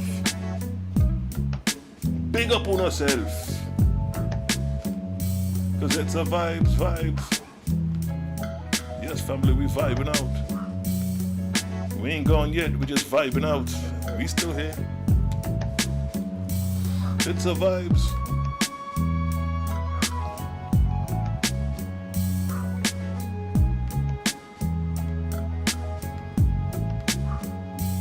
It's a vibes. With the echo. I created my own echo. It's a vibes. See, those who serve the Creator, we about peace, love, and unity, man. Ain't nothing here you see us talking about angry and jealous, going to war, that the Lord is going to destroy the earth and 3/4 of the earth is going to be. We ain't talking none of that talk. Those are the talks of the false and angry and jealous gods who want to see destruction come to the planet. We don't want to see no destruction. We want to see peace, love, and unity. Ain't that right? It's a vibes.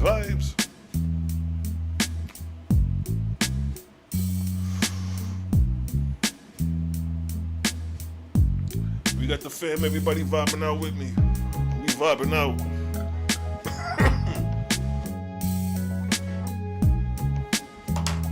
Jehovah's sons and daughters, from impurity to purity we rise. From unright to right we rise. From evil to good we rise. That's what Creative Gang is about. Rising, progressing. The ups and downs of the ways. The ups and downs of the ways. Alright, so check this. Let me do this real quick. Lord God. It's a vibes.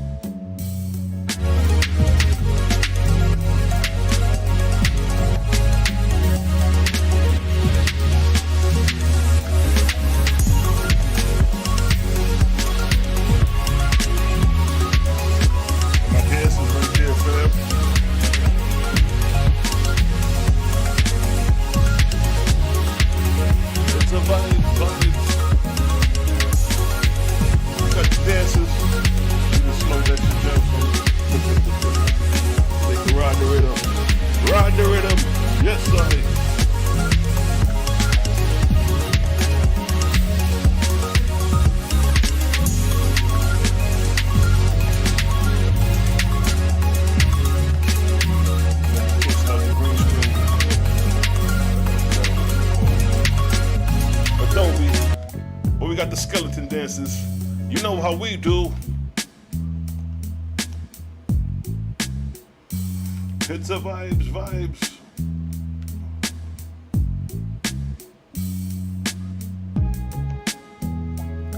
Look like Cowhead.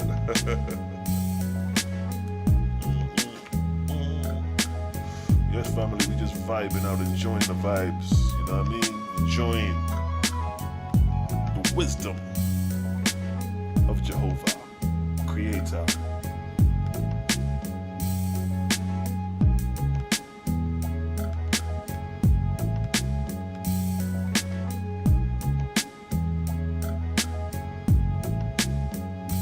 It's a vibes. That's a never-ending vibe, yeah?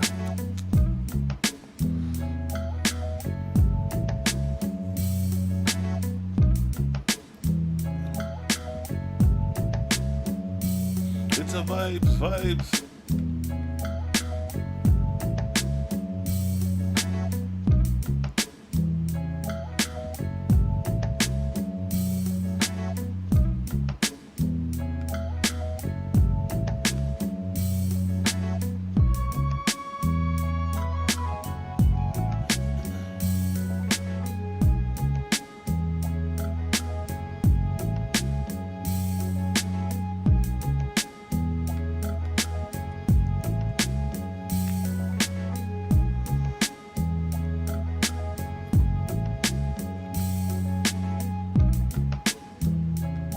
Family, we get some verses together for the hydrant, yeah?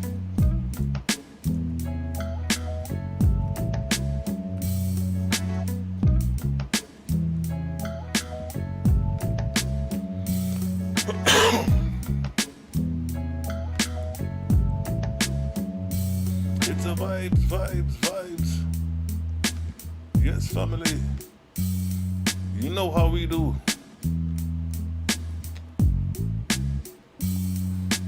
God of War.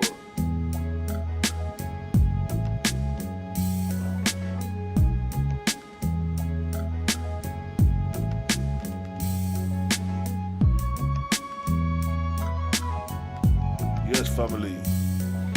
You know it's a vibe and you can just vibe out. Cause it's a vibes. Now check this. The Lord is a man of war. The Lord is a man of war.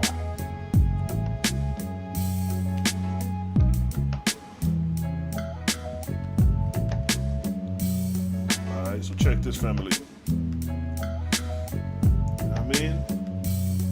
Check this, family. Recreation and vibes over now. Back to Jehovah. Back to Jehovah.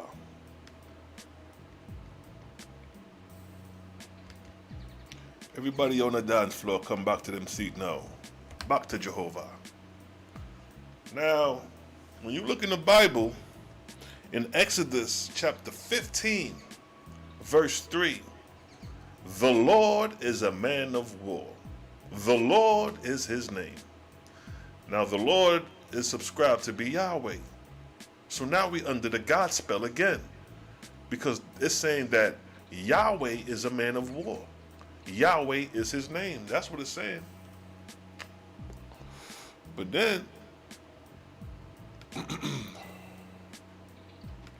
when we come to the Bible, let me find it. This is sacredtext.com. That's a dope website. If y'all want to find like esoteric, mystic information, it's called sacredtext.com. It's pretty dizzle. Pretty dope. Alright, so where we at with it? Let's go to 1 Samuel 15, and you already know where we going. 3. It's already highlighted.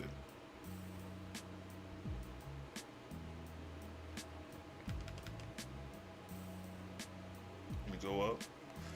So, what we have here, of course, is Samuel. This is coming from the Lord. The Lord right here. Thus saith the Lord of hosts. What did thus saith the Lord of hosts? In verse 3. Now will I go and smite Amalek, and utterly destroy all that they have, and spare them not, but slay both men, woman, infant, suckling, ox, sheep, camel, and ass. That's what the Lord is instructing Israel to do. Thus saith the Lord. See that? Thus saith the Lord is what them got, is what, so thus saith so the Lord is telling Israelite to utterly destroy. Spare them not. Slay. So he got you utterly destroying. He got you sparing them not. And he got you slaying them. And then when we come to Exodus, the Lord is a man of war. The Lord is his name. So the Lord is with the bullshit. He with warfare.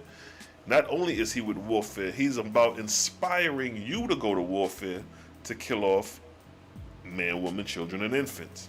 But now when we come to the Oahspe, in the book of Judgment,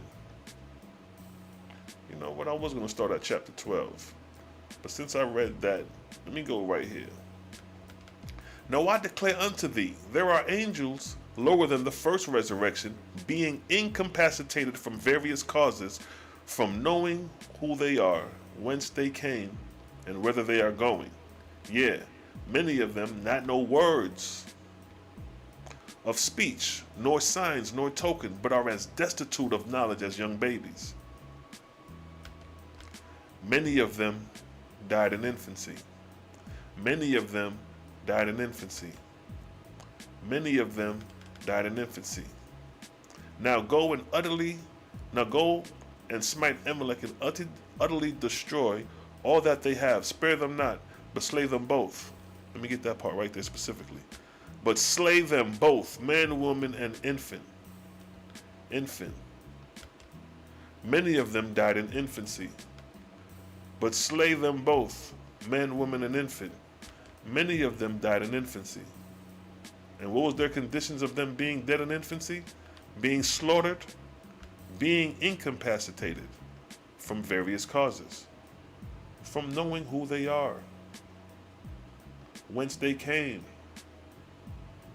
whither they're going. Many of them know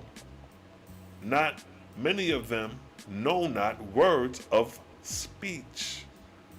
See that? They don't know words of speech, nor signs, nor token, but are as destitute as young babies.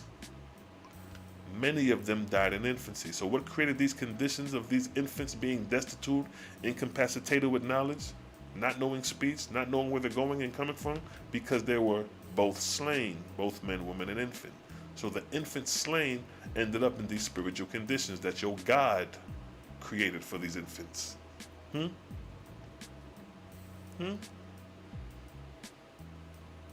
Now let's scroot down, because your God is a God of war. Judgment is rendered against all nations and people in the world who engage in war. Right there. Right there. Judgment is rendered against all nations and people in the world who engage in war. What did the Lord say? The Lord is a man of war. The Lord is a man of war. Judgment is rendered against all nations and people in the world who engage in war. Why? Why? Thus bringing these afflictions upon the angels of heaven. That's why. So your God of war is doing what? Thus bringing these afflictions upon the angels of heaven. When it states, but slay both man, woman, and infant, what are they doing? Thus bringing the afflictions of the angels of heaven. So why did your God warn you about possibly creating affliction for the angels of heaven for carrying on in such behavior? Huh? They ain't tell you that. Judgment is rendered against every nation and all people in the world who carry on war.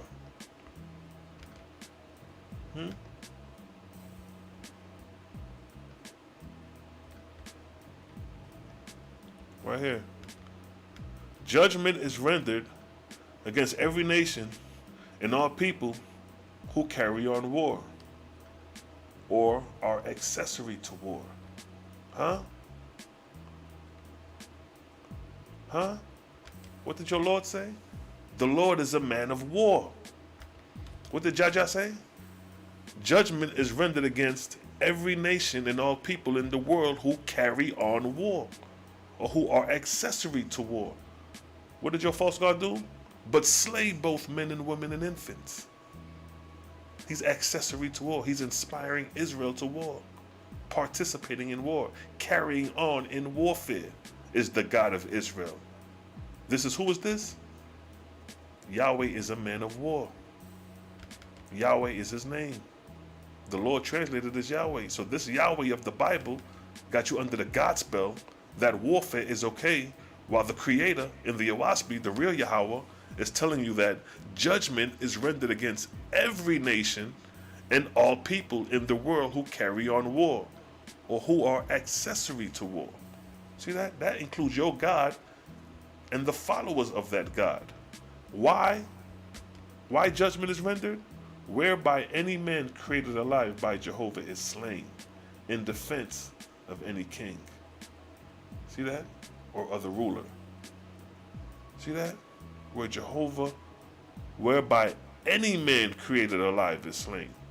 That includes you, Israel. That includes you, Esau. That includes you, Chinaman, Mexican man, and every other goddamn nationality on the planet. The Creator don't give a damn about your nationality. If you slay man, understand that you're going to be rendered under judgment. And that judgment is going to be based off who you slain. If they got a vengeance on you, then you're going to have to wait till you let that vengeance go. Now, and whether war be offense or defense, my judgment is against its abettors and its aiders and abettors. And whether war be offense or defense, let's go there. Offense or defense, it don't matter, right? But look what the Lord said. Look what the Lord said. Thus saith the Lord of hosts, I remembered that which Amalek did to Israel. See that? He remembered what Amalek did to Israel. So this is what the offense and the defense playing. Your Lord is playing the offense and the defense game right now. He's like, yo, I remember when them niggas up the street fucked you up, boy, you don't let them niggas do that. That's what the Lord is doing right now. But what did Jaja say? And whether war be offensive or defensive, my judgment is against its aiders and abettors. Who's playing the aiders at this point? Yo, goddamn, thus saith the Lord. And you niggas is playing it out. What is the Lord? A man of war. And here he's encouraging it. Thus saith the Lord of hosts. He's hyping you up. I remember that which Amalek did to you, Israel. I don't know if you won't let that shit slide, bro. If I was you, I won't let that shit slide. I run up on them niggas and pop them niggas. If I were you, you know how niggas put that battery in your back and get you hyped up to go work up and go fight a nigga? See, if you from the hood, this shit renders out. This shit the Oahspe talking. If you come from the ghetto, this shit gonna make sense the way they talk. You gonna peep game. You gonna recognize the bullshit when you see it. Because somebody done tried the bullshit on you. Thus saith the Lord of hosts, I remember that which Amalek did to Israel. How he laid wait for him in the way. And he came up from Egypt. Then it stated what? Now go and smite Amalek. He's saying, yo, go return the favor. But what did the Oahspe say? What Jaja say? Whether war be offensive or defensive. Now he got the Israelites about to play the offensive. He said, yo, you'll move in on these niggas. Catch them when they sleep. Slaughter both men, women, and children. That's what your Lord in the Bible is telling you. That's what this guy is telling you right here. The Lord is a man of war. And right here, he's encouraging you to do so. Now go and smite Amalek. But Jaja over here saying, and whether war be offensive or defensive, my judgment is against its aiders and abettors. Huh? Yo, God is playing the aider here. Huh? And what else? And against the kings and queens or other rulers who are parties to war. Yo, God is a ruler. And he's a party to war. Huh? Yo, God is a ruler because he rules the heavens and the earth. But now he's participating in mortal carnage, mortal bloodshed.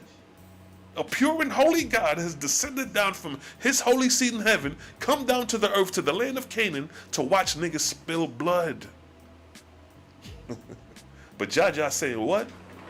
What did Jaja say?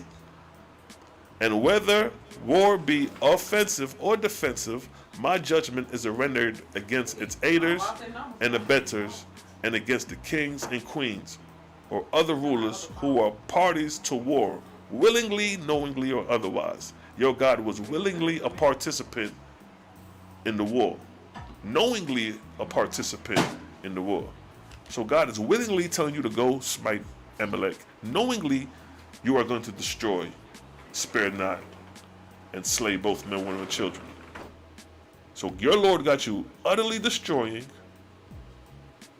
spare them not, slay both men, women, and infants. This is what your Lord is telling you to do. Oh, Israel. And what did Jaja say? Let's go down to the next verse. What verse 15 say? And I judge him guilty, who is general. General is the head nigga in charge. General is your God. Your God is the general of the goddamn cat. He's the general of the army. But what did Jaja say? And I judge him guilty, also who is general, commandor, captain, surgeon, and private, that engage in war or take parties therein. Huh? So if you were private, and if you engageth in war or taketh part therein, they're taking part therein right here. Now go and smite Amalek and utterly destroy them. They're partaking in warfare. And the general is God. This is your general right here. Thus saith the Lord. That's the general. So in this instant, the general right here, that's playing God. God is the overseer, the general. And I judge him guilty, who also is general, commander, captain, surgeon, or private that engageth in war or taketh the part therein, aiding, abetting, or otherwise whereby any man created by Jehovah is slain. See that? Or caused to suffer death. See that? Jehovah is against this warfare that your God in the Bible got you happily conducting. Going to war. See that? What did it say? And he took Agag, the king of the Amalekites, alive, and utterly destroyed all the people with the edge of the sword. See that? Utterly destroyed all the people with the edge of the sword. They spilling blood, family. Israel is spilling blood, slaughtering people in the land that was supposed to be promised to them. But look at the manner of how they going about the land. They beefing with other nations. That ain't war. That ain't righteous. They utterly destroyed all the people with the edge of the sword. And what is the condition of those people? And yet, aside from angels who are in chaos, there are hundreds of millions who are in declination instead of resurrection. Such angels, right here, such angels, such angels are those who are in mortal life whipped or tortured, imprisoned, or mayhaps were hung.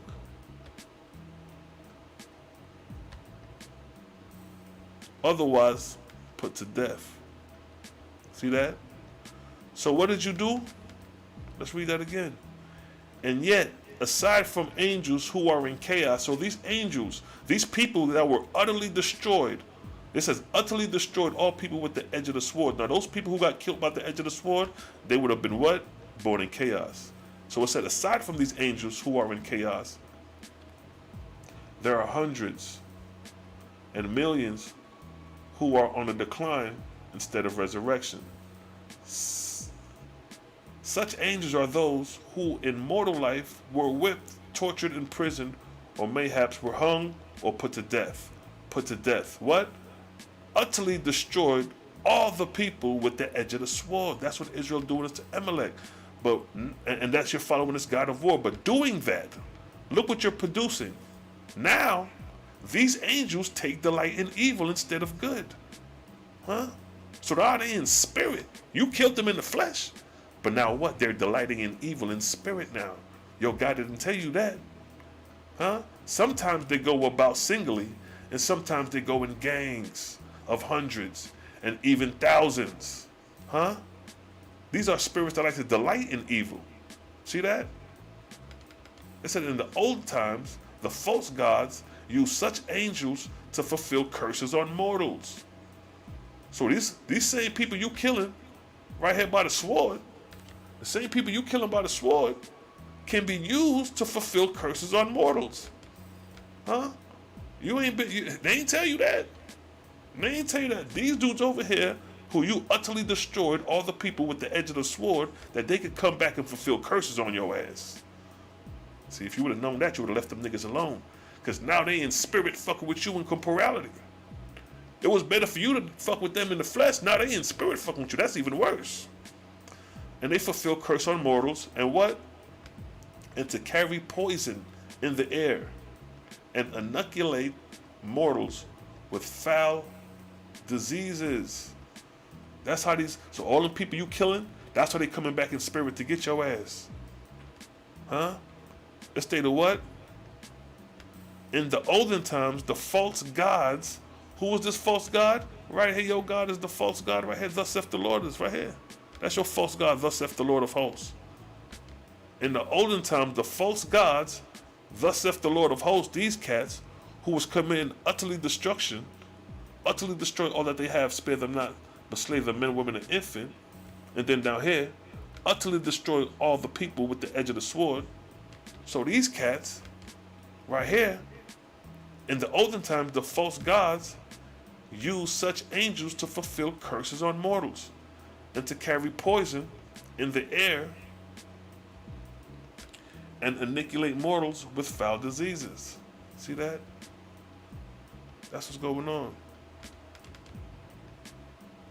But in this day, my angels have shown that they can bring flowers, ponderous bodies. Even so, could the false gods. Even so, with the false gods, with their trained warrior angels who delight in evil, cast mortals in death. See that? It says who delight in evil. Now let me tell you this: if somebody's slaying your ass with the edge of the sword, guess what? When you cross over in spirit, you're gonna delight in evil to get their ass back. And guess what you could do? What? Cast mortals in death by poisons. See that? By poisons and what? And suffocation. Come on, yo. That's how them spirits of the dead paying your ass back, Israel, for slaying them in their land. And vice versa. For the Canaanites that slain Israelites, the Israelites are moving in the same manner. They're being used by their false gods to what? Fulfill curses on mortals. They're being used by their false gods to do what? It said what? With their trained warrior angels who what? Delight in evil and cast mortals in death by poison and suffocation. That's what the spirits is doing to your ass. So if you kill a man in spirit, like I always say, the spiritual world comes with certain advantages. So you slay a man, and that man decides he wants to delight himself in evil because you do him like that, he can cast your ass in death by poison and suffocation. He can cast your ass in death by that. And that's coming back to this right here. Coming back to right here. How these angels could poison your ass and suffocate your ass. It's coming back to here. The Hadean heavens. Where it states right here. It said what? With foul gases of atmospheria. See that? Foul gases of atmospheria. That's how they're going to get your ass. That's how they're going to poison your ass, with foul gases of atmospheria. Carbon monoxide, poisonous to your ass. Foul gases of atmospheria. These motherfucking spirits that'll delight in evil will take fucking, infinitesimal sizes of fucking carbon dioxide and carry that shit and inoculate your lungs and kill your ass. And you wondering, mysterious man dies in apartment and we don't know the cause thereof. Yeah, damn spirit done did your ass that shit.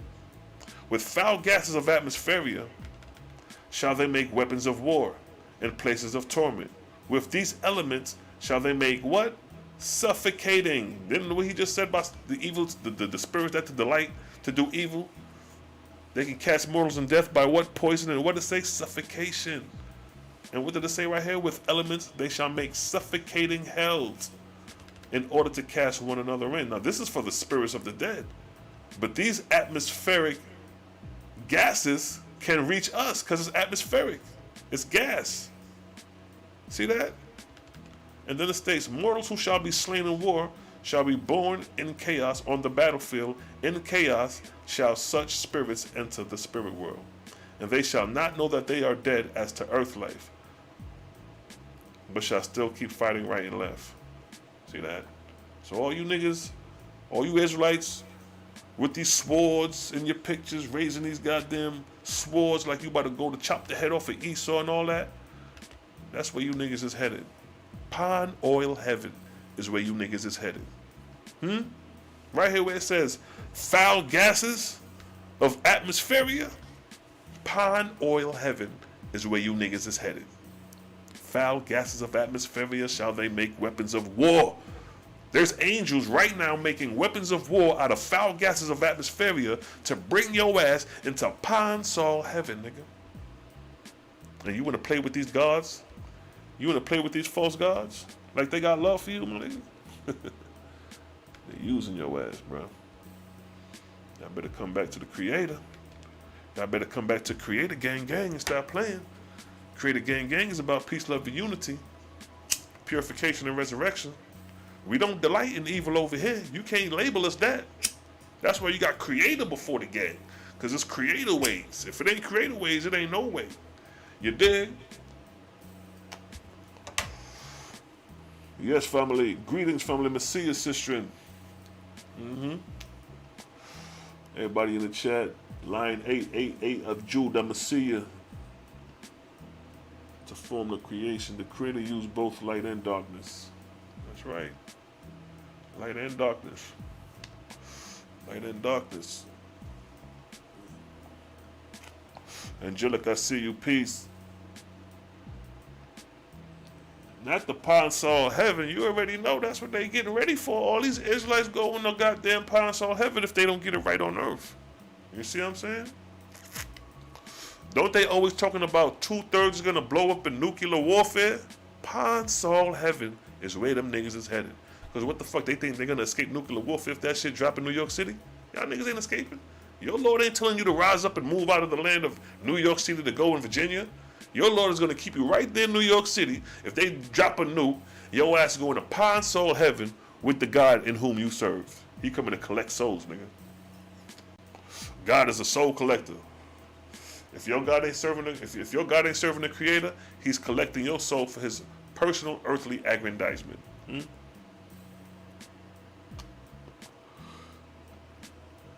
That's right. That's right. See, Brew Pine saw heaven. But I went back and watched Training Day, and it actually say pine oil heaven. So I had a miss. But shit, that pine soul heaven, that shit ringing out though. That shit ringing out. I like that better than the pine oil heaven. Hell. I mean, Creator gang. The sons and daughters of Jaja. Be fruitful and multiply. The Creator is balanced. That's right, Elijah. Yeah, Angelica, we're going to have to get you on the channel. Be a guest speaker. You be hiding. Yeah, you scared me coming in the house. Hey, the dog trying to come in. I'm coming right now. Oh, all right. It's a vibes. Yes, family, I'm enjoying the vibes right now, yeah? Hugs and kisses.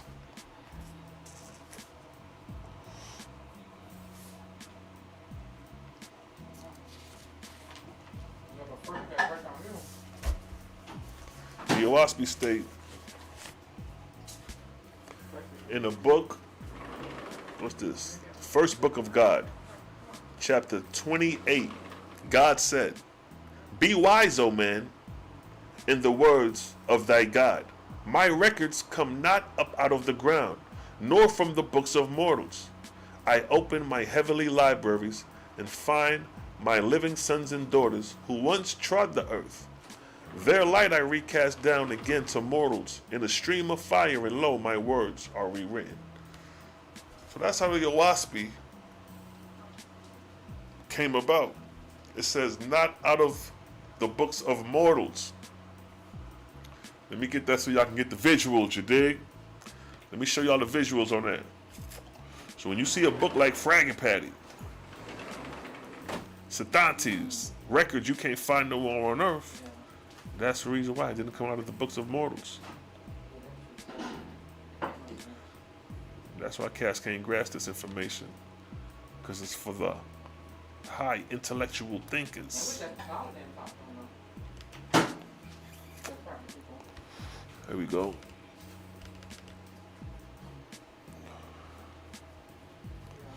Alright, so let me come here and give y'all my display screen, and we here with it. Now this is in the first book of God. The first book of God chapter 28, verse 1, it states, God said, be wise, O man, in the words of thy God. This is what he states. My records come not out of the ground, nor from the books of mortals. That's the catcher. So when you look in the Oahspe and you find her in the book of this, the book of that, Sepet Armage, daughter of Jehovah, book of Leka, son of Jehovah, book of Fragapati, son of Jehovah, these records are not from the books of mortals. Huh? But where are they from then? Where are they from? They're from right here. What do you say?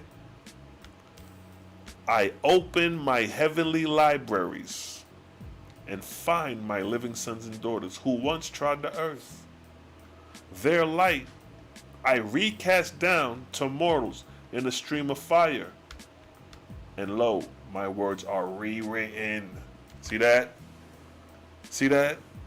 So when John Newbro got this revelation from the Oahspe, the shit didn't come out of the books of other mortals. He said, what? I open my heavenly libraries. He opened the heavenly libraries.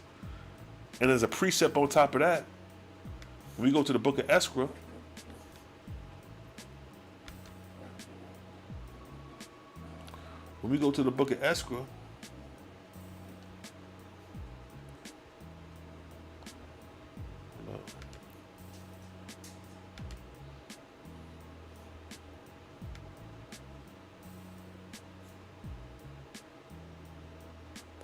and when we go to the book of Esra, chapter 2, verse 25, it states, what?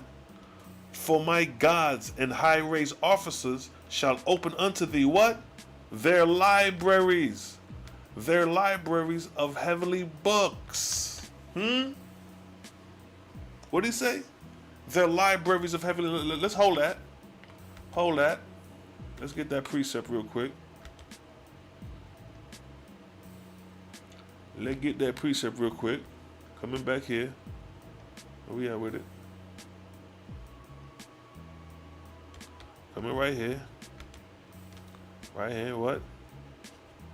God said, what? Be wise, O man, in the words of that God. He says, my records come not up out of the ground, nor from the books of mortals. But where his records come from? He said, what? I open my heavenly libraries. I open my heavenly libraries. What did it say over here? Their libraries of heavenly books. See that? So what? For my gods and high-raised officers shall open unto thee their libraries of heavenly books. What did it say right here? Be wise, O man, in the words of thy God. My records come not up out of the ground, nor from the books of mortals. I open my heavenly libraries. These are the records. The libraries are the records of the previous gods contained, just like we have libraries on earth. And what did it state? For my gods and high-raised officers shall open unto thee their libraries of heavenly books, which shall yield up my treasures. The treasures are the vast stories in the Oahspe that it explains about these Etherians, these Naravinians, these Orion chiefs, these Octenes, these high-raised angels. He said, which shall yield up my treasures.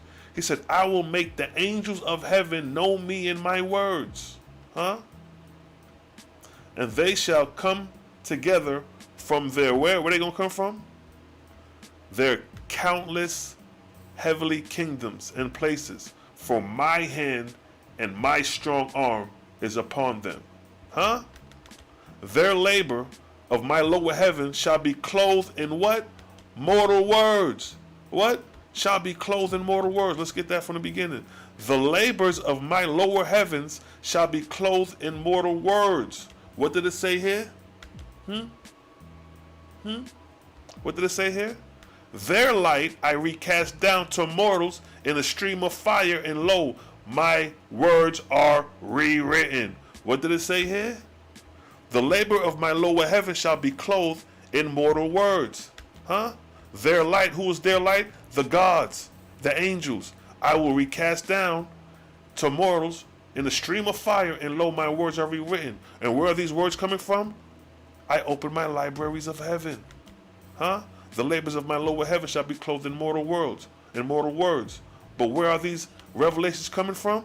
For my gods and my high raised officers shall open up their libraries of heavenly books. Huh? And then it stated what? And hand it down to mortals.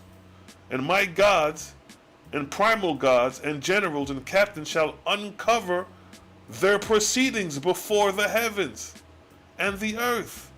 That's the catcher. That's it right there. That's it. That verse right there is it.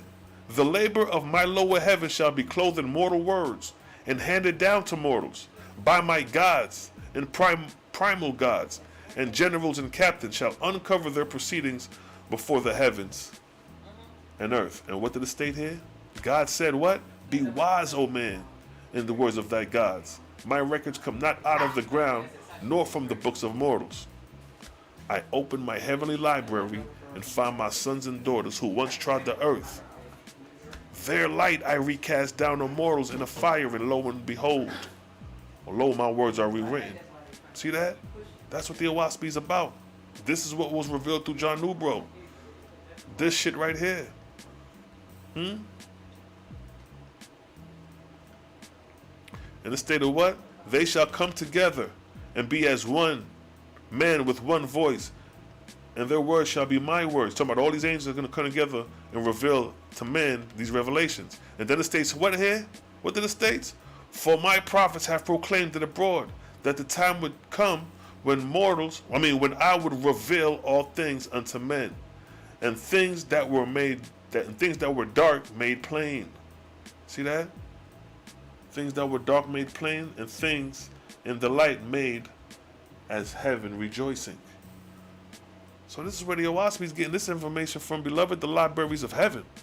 Right here.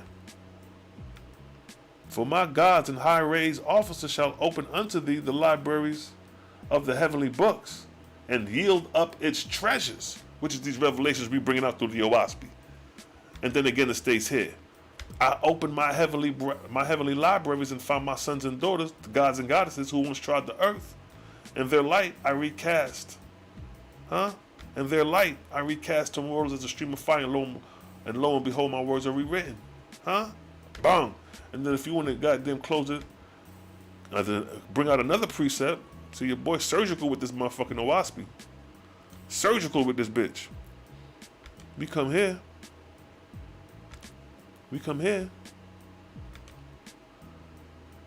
Let's take what here? What Jehovah say? What Jaja say? What Jaja? What am I saying?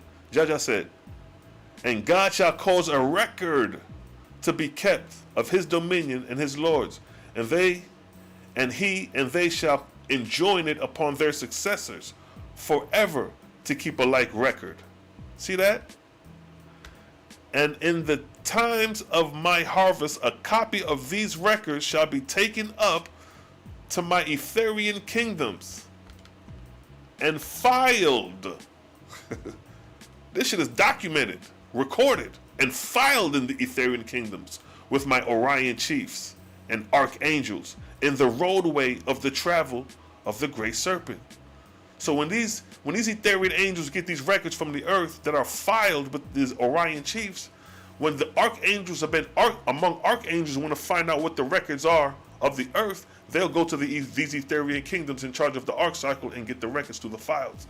Oh, okay, this is where they at with it? Alright, they at the time of Cosmon. Alright, we know what to do.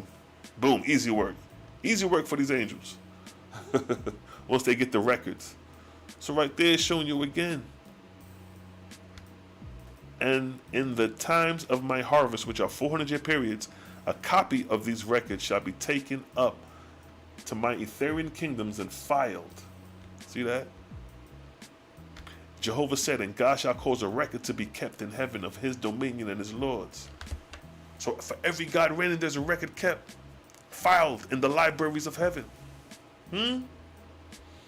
So when the Oahspe talks about, people talk about the Oahspe is spooky and all that shit, it ain't spooky.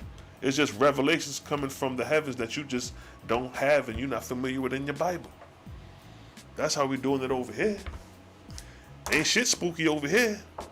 Oahspe is revealing to us that the gods, primordial gods, goddesses, they reveal this information for us to know so we can better understand our spiritual progression and hurry up and get to them goddamn Etherian worlds. Because that's where we goddamn headed, to Etheria. Let these niggas come and wait for their New Jerusalem coming down from the heavens to the earth when it's going to have sorcerers and murderers surrounding the New Jerusalem while they inside the kingdom. They can't leave the kingdom, because if they leave the kingdom, they're going to have to be worrying about being surrounded by murderers, sorcerers, and adulterers. But nigga, we up and now, we into the Etherian world. We going into the cosmos. We going into another inhabitable world. When we graduate off the planet and rise into the Etherian world, we're going to another inhabitable world like this. Just like when you graduate high school, you go to another college that's just like your high school, but it's more expandable. It's more space. Now you got your own dorm. You ain't in mama crib no more. You got your own dormitory with other kids. You see what I'm saying?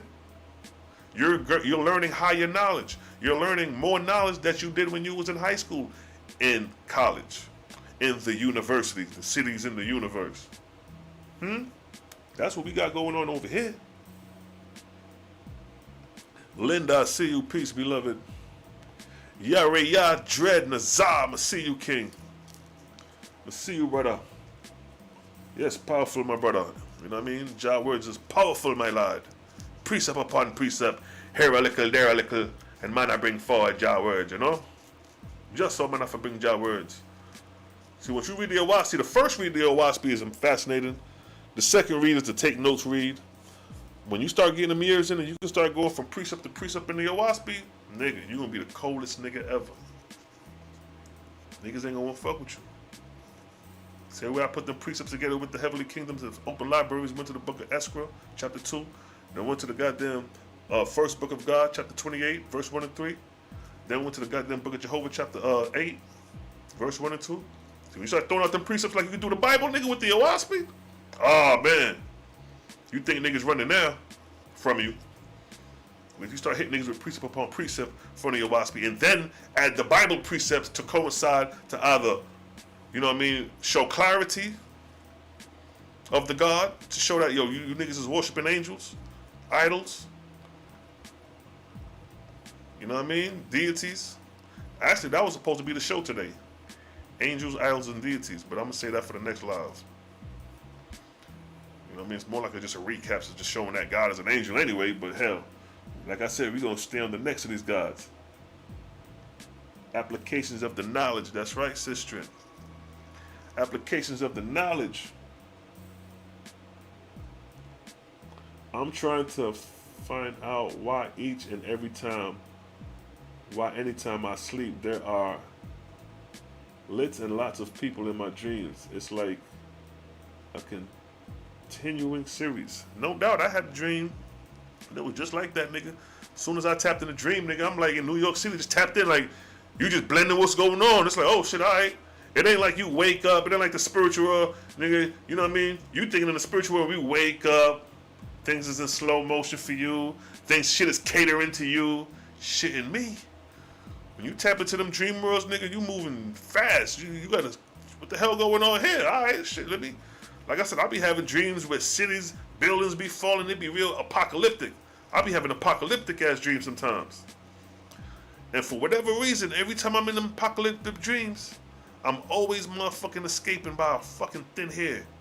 Buildings is falling right there. I'm just navigating, escaping, looking back like, damn, I'm still here every time.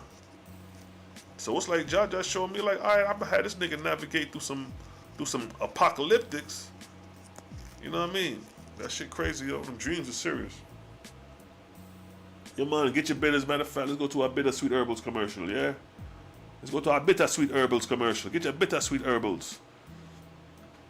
Fanita, Pope, if I said that right, I got them capsules coming in tomorrow, Saturday actually, and I'm gonna have you shipped out as soon as I get them. Bittersweet Herbals. What it tastes is bitter, but the results are sweet. Bittersweetherbals.com. Bittersweet Herbals. What it tastes is bitter, but the results are sweet. Bittersweetherbals.com. Yes, families, you don't know. Get your bitters. Your bittersweet herbals still, yeah? John know what you know.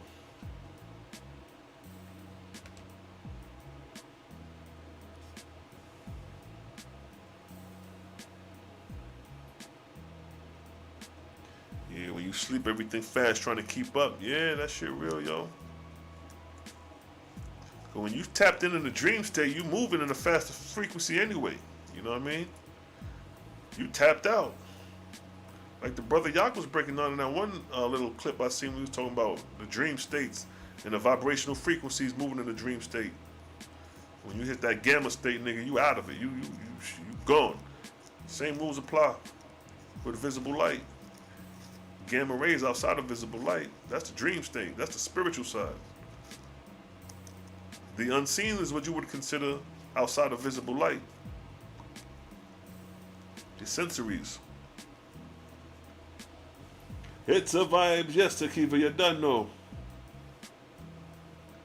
Oh, Angelica, no doubt, sis. All right, man, all right, that's what's up. Your bidders came today, blessings. All praise to the creator of them. You dig? Creator bless. You know what, let's rise the music. Let's bring up the rhythm. Let's bring up the rhythm. Let's bring up another rhythm. Una rhythm. Let's bring up una rhythm.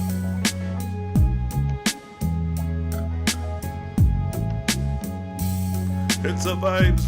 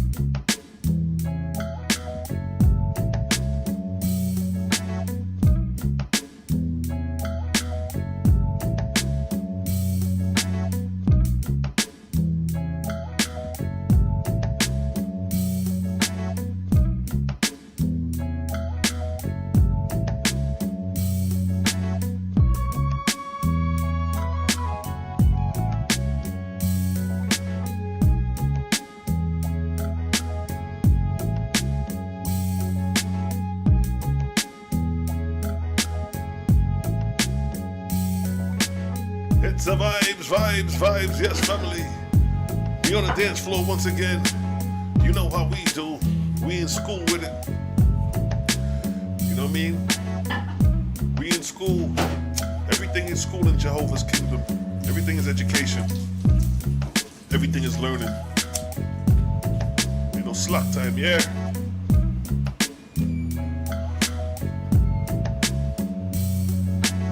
Just watched the new Thor. I think Malachi Maccabee said that shit was trash, yo. That beginning part with the false god. Karaman was worshiping a false god in the beginning.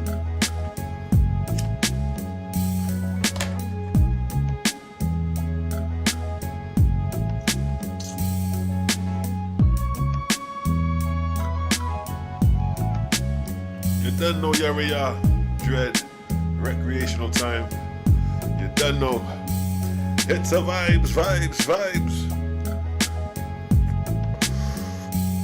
But as you notice, what I come with is the awareness of what's going on with these angels. from the righteous angels who are in service to the Creator to the unright angels who are in service to self. Hey, you can pass me the tray right there. You dig? Those are the two fashions you have there. Service of self and then service of others. Where are you graded?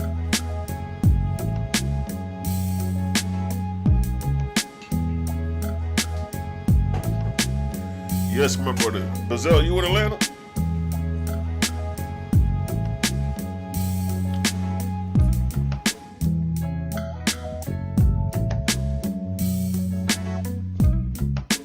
Oui. Yes, I. Let me move around like Tinkerbell out there. Word up. Y'all in Atlanta? We'll find out y'all in Atlanta. It's a vibes.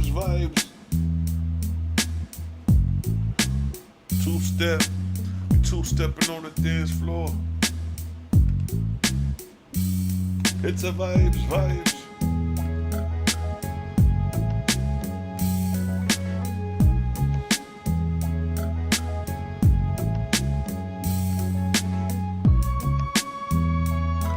Yes, family, peace, love, and light with Jaja's words. We ain't going nowhere. We still vibing out. It's a vibes. We just showed you how the words of Jehovah is revealed from the libraries of heaven through his archangels, Orion chiefs, Naravinian gods and goddesses, atmospherian gods and goddesses. The beautiful thing about the Oahspe is just not a record of the atmospherian angels. This book could have been a record of just atmospheria. It could have confined atmospheria as the all highest. But the Oahspe gave us ethereal. It says, nah, I'm going to show you niggas the higher heavens. I'm going to show you the magnitude and the vastness of Jehovah's creation. I ain't going to keep you locked into the atmosphere, have you believe that the atmosphere of the earth is the all highest. In which that's what the false gods did. God is thinking the all highest heavens is right here in the atmosphere. Not only that, this even works for you Israelites, because they say that the all highest is going to be right here on the earth. The new Jerusalem is coming from heaven to earth. So the all highest heaven is going to be in great one on earth. Oui. It's a vibes.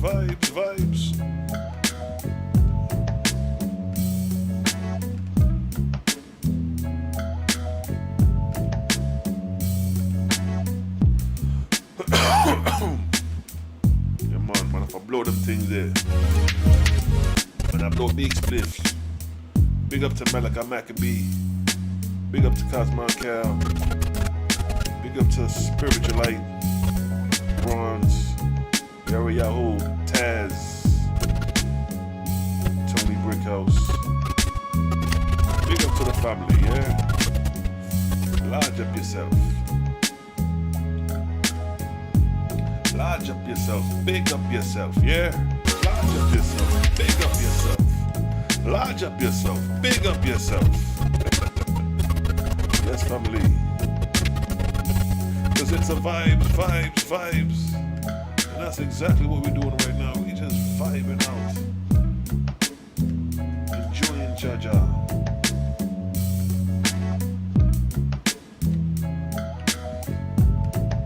Do a little thing right quick fast, yeah?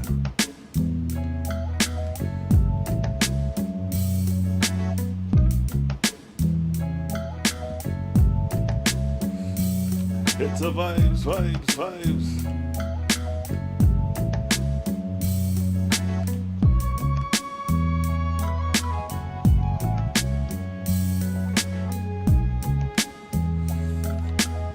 Yes, family. When I'm online with the family, me, I do a little job works in the process still, you know? It's how little job works, you know? When I'm live with the family. Cause it's a vibes. Sometimes when I come preach, sometimes when I come and just vibe, you know what I'm saying? It's a vibes.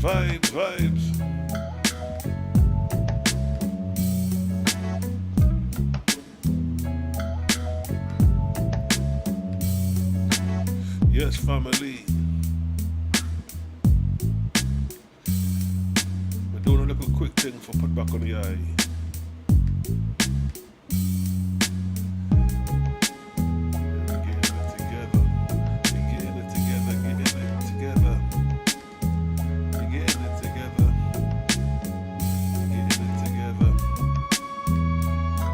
Beautiful thing about the Oahspe is that everybody gonna rise. Even the worst of them is gonna rise. Although they gotta go through their pitfall, but they gonna rise. All the fucked up shit Hitler and Mussolini did, they gonna rise.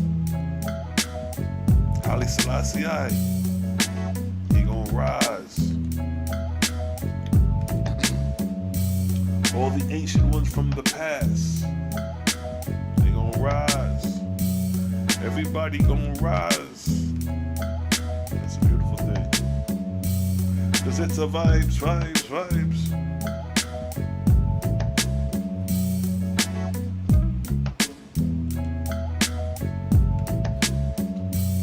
It's a vibes. Anyone have any questions? Throw your questions in the chat.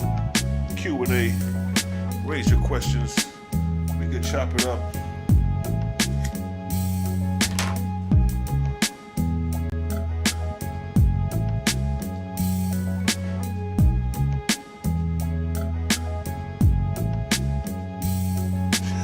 Angela, you crazy. You ain't got no dance lady. You better go download some emojis. Excuse me there. Come on. You better go download some emojis. And we went in on the calendar. I almost forgot about that shit. Oh, hell no. We ain't letting up with that shit. Let me pull that picture up again of the calendar. Show these niggas is off. Cause it's a vibes. I'll bring it up in a minute. And then I'll clip the music and we want the music to play right now. Cause it's a vibes.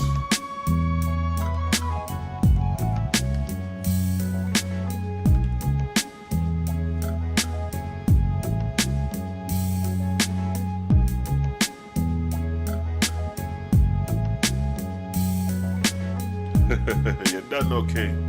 Stefan go hard. Stefan is a warrior faithist. Every time I hear you talk spiritual light, you remind me of when I went on the battlefield. You like Piccolo and Dragon Ball Z and shit, just on guard, on go. Warrior faithist vibes, yeah? See, the Oahspe talk about warrior faithist. Now what happens if we would have called ourselves warrior faithist? Then what? And warrior faithists, they warrior. Ain't no creator in that. Warrior faithists, that means they defend. They defend. They don't go to war. They only play in defense. The warrior faithist was to defend the faithists. That's like big brother protecting little bro. Like, hey, yo, don't let nothing happen to little bro. That's like mommy and daddy telling you, yo, don't let nobody fucking beat up your little brother while you out here on the street. You were responsible for your little brother. You see how that shit works? That's why I said the hood shit and the Oahspe match hand in hand. Shows you. A warrior faith is big brother taking care of little brother out in a goddamn violent street, in a violent society. You may have to lay a nigga down to protect little brother. Huh? These are the variables of life. You got the blueprint of life and then you got the variables, the way shit play out. When you throw that dice, shit just play out. Nigga may try you, boy. What you gonna do? Kinfolk, I see you. What to do, kinfolk? Cause it's a vibes.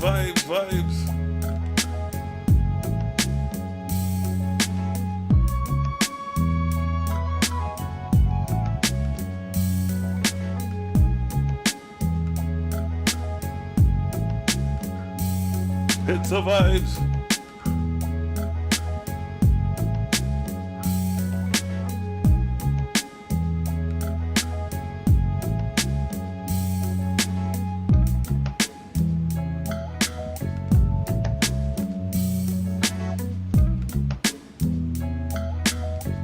a vibes, vibes, vibes, vibes.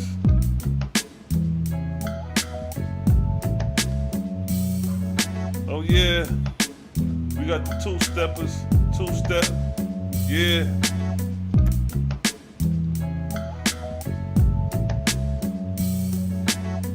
We on the dance floor with it, we got the skeleton dancers. They two-stepping. They go Shebrew, the midget, the little skinny midget, and the backup dancers. It's a vibes, vibes, vibes. They're supposed to have a background. Yeah, yo, I got the steppers stepping to the beat, yo.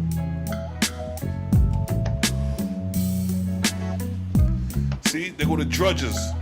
I got the drudges dancing, boy. Y'all wanna talk about I got drudges on me? Look how I got the drudges in check. Got them niggas, got that Apollo effect.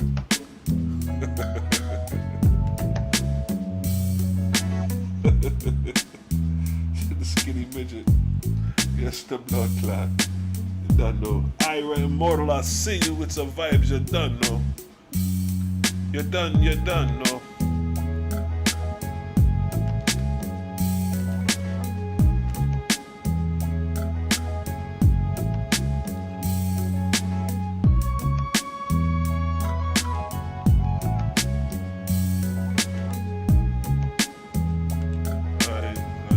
Some different shit. Cause it's a vibes, vibes.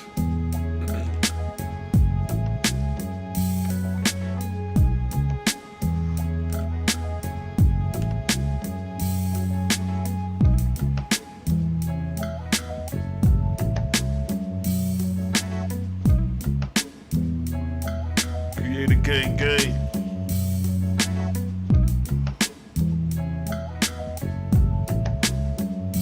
You don't know it's relaxing, my brother. You have to slow it down with all the chop music and the drill music and the kill business and the king. You have to bring it back to the 90s hip hop. You have to slow it down the bedroom and relax the mind. Raise the intellect, my lord. Ease up, selector. Shout out to Black Man's Scorn Black Man podcast. Shout out to Zodak, and Hilltop. Salute. Create Holy Gang. What about the people that got the vaccination and booster shots? Do they rise? Of course they rise, because flesh and blood shall not inherit the kingdom.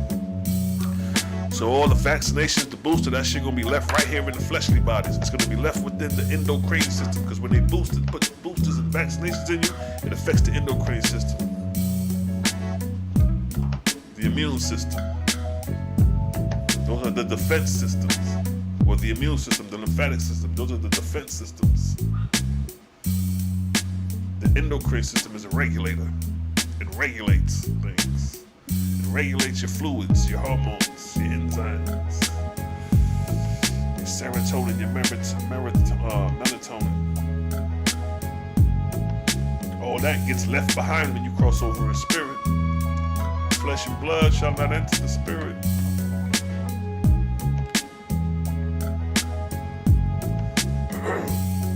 It's a vibe. I see y'all still two-stepping on the dance floor.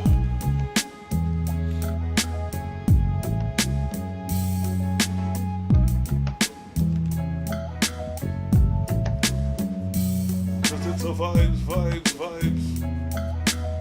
Now when we go back to this chart here, right?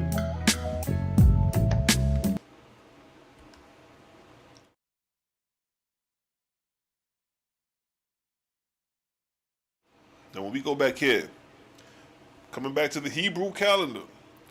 So the creation of the 7 days took place right there, 3761 BC. I wish I could find my old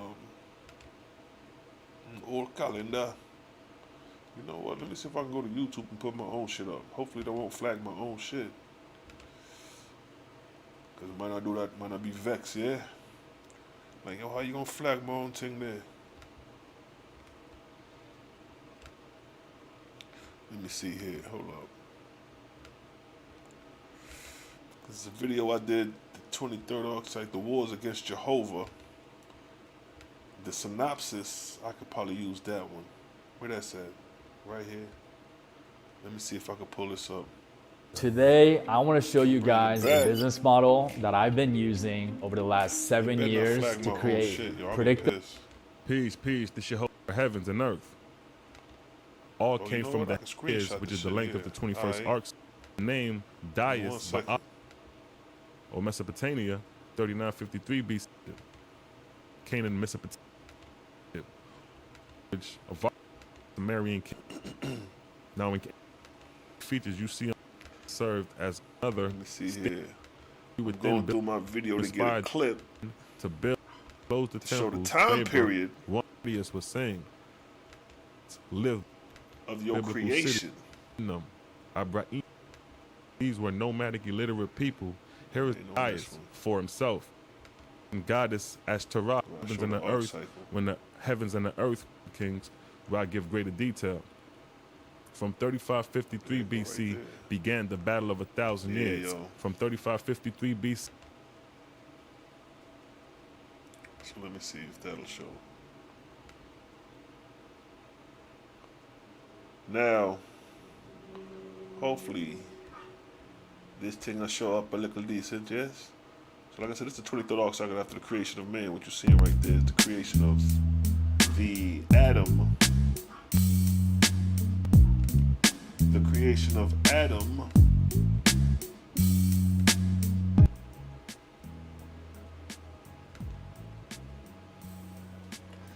So this is one of my videos from back in the day, but it's a 23rd arc cycle. But notice the years below, it says 3953. Then it says 3753 BC. So from 3953 BC to 3753 BC, those are the 200 years that peace reigned before Adam Hassaj rose to power. Let me read that verse right there when it talks about the first 200 years and how they had shit lit.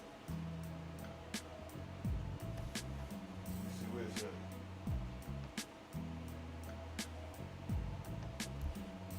This was the first section of the Bible.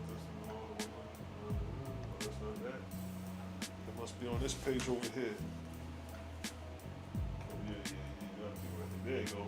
Alright, so check it. Let me go to Book of Wars Against Jehovah 5. It's gonna show those first 200 years. Book of Wars, Jehovah, chapter 5.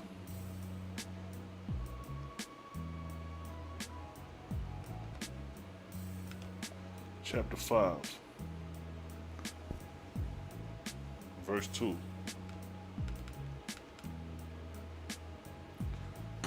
Now this is the 23rd arc cycle. What I'm reading is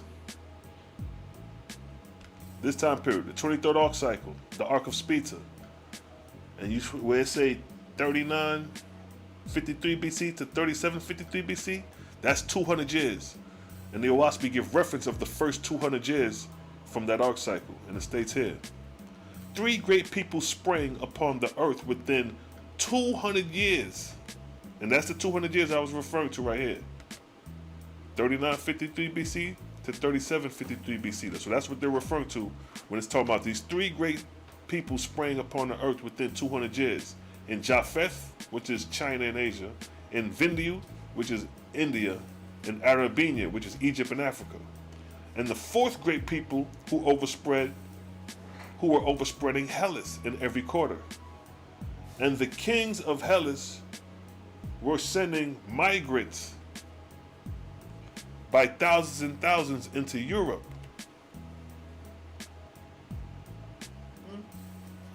So you had niggas going up into Europe back then. And then look what it states here. The Lord sent Ashars, guardian angels of great wisdom, to dwell with mortals, to teach them by inspiration in regard to all knowledge, to teach them to spin and weave finely, to teach them the seasons, the times of the earth, and the moon and the sun.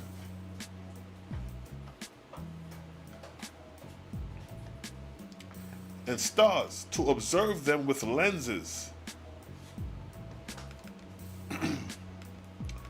As, what does it say? As had been the case in the cycle of Osiris.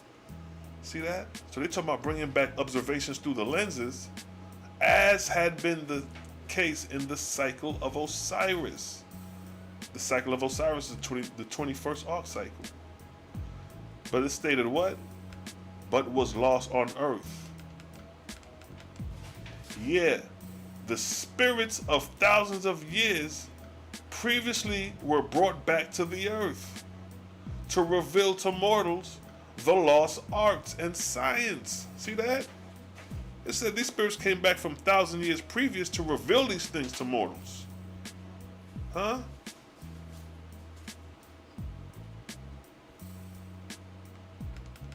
By night and by day, these angels remained in the presence of mortals, and by virtue of their presence spoke unto the souls of men. See that? Y'all want to talk about how to create a commune, how the angels commune? They commune to what? The souls of men. They speak within your ass. That voice that you hear talking to yourself, that's them niggas talking to you. But you think it's you talking to you. And made them to understand. See that?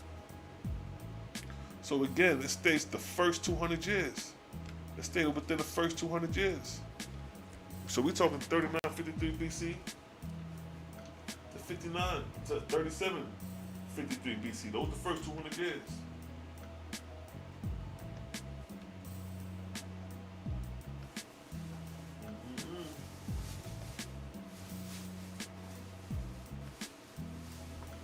So when we talking about the first 200 years, we talking about this right here. Bomb. We talking about that. C to 2553 BC. Which wars were to So that time period, the first 200 years, was when niggas was at peace. After that 200-year marker, that's when all hell broke loose with Oahspe. That's when Oahspe came on the scene. And it's crazy because that fits the same time period with your damn creation story of these false gods. In particular, dealing with this Hebrew calendar. See that? 3953. 3753 is the 200-year marker, what I just read. And then this creation story comes out of nowhere, 3761 BC. So what's that saying? And Oahspe is right there for the taking. He gave you that. He gave you that.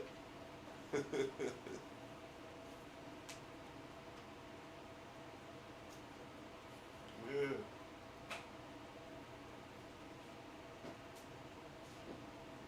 And Oahspe rolled up on the scene during the same time period that they labeled this date for this. And then they put Noah. The time of Noah, the time of the flood, 2105 B. Oh, that's off, B. Way off. The flood of Noah, 17th arc cycle after the creation of man, 25,000 years ago. That's the flood of Noah right there. That's where he at right there. But they got this guy somewhere else with it, so yeah, family. You see what's going on with that. See what's going on with that. You see what's going on with that, family. You see what's going on with that. You know what I mean? We gonna vibe out now. We gonna vibe out now. We gonna vibe out now, you dig? We gonna close it out and vibe out. Cause it's a vibes. I think I covered what I had to cover today. Maybe come on a little later, who knows? Spooky hour. Come on for the spooky hour, the ghost stories. It's a vibes.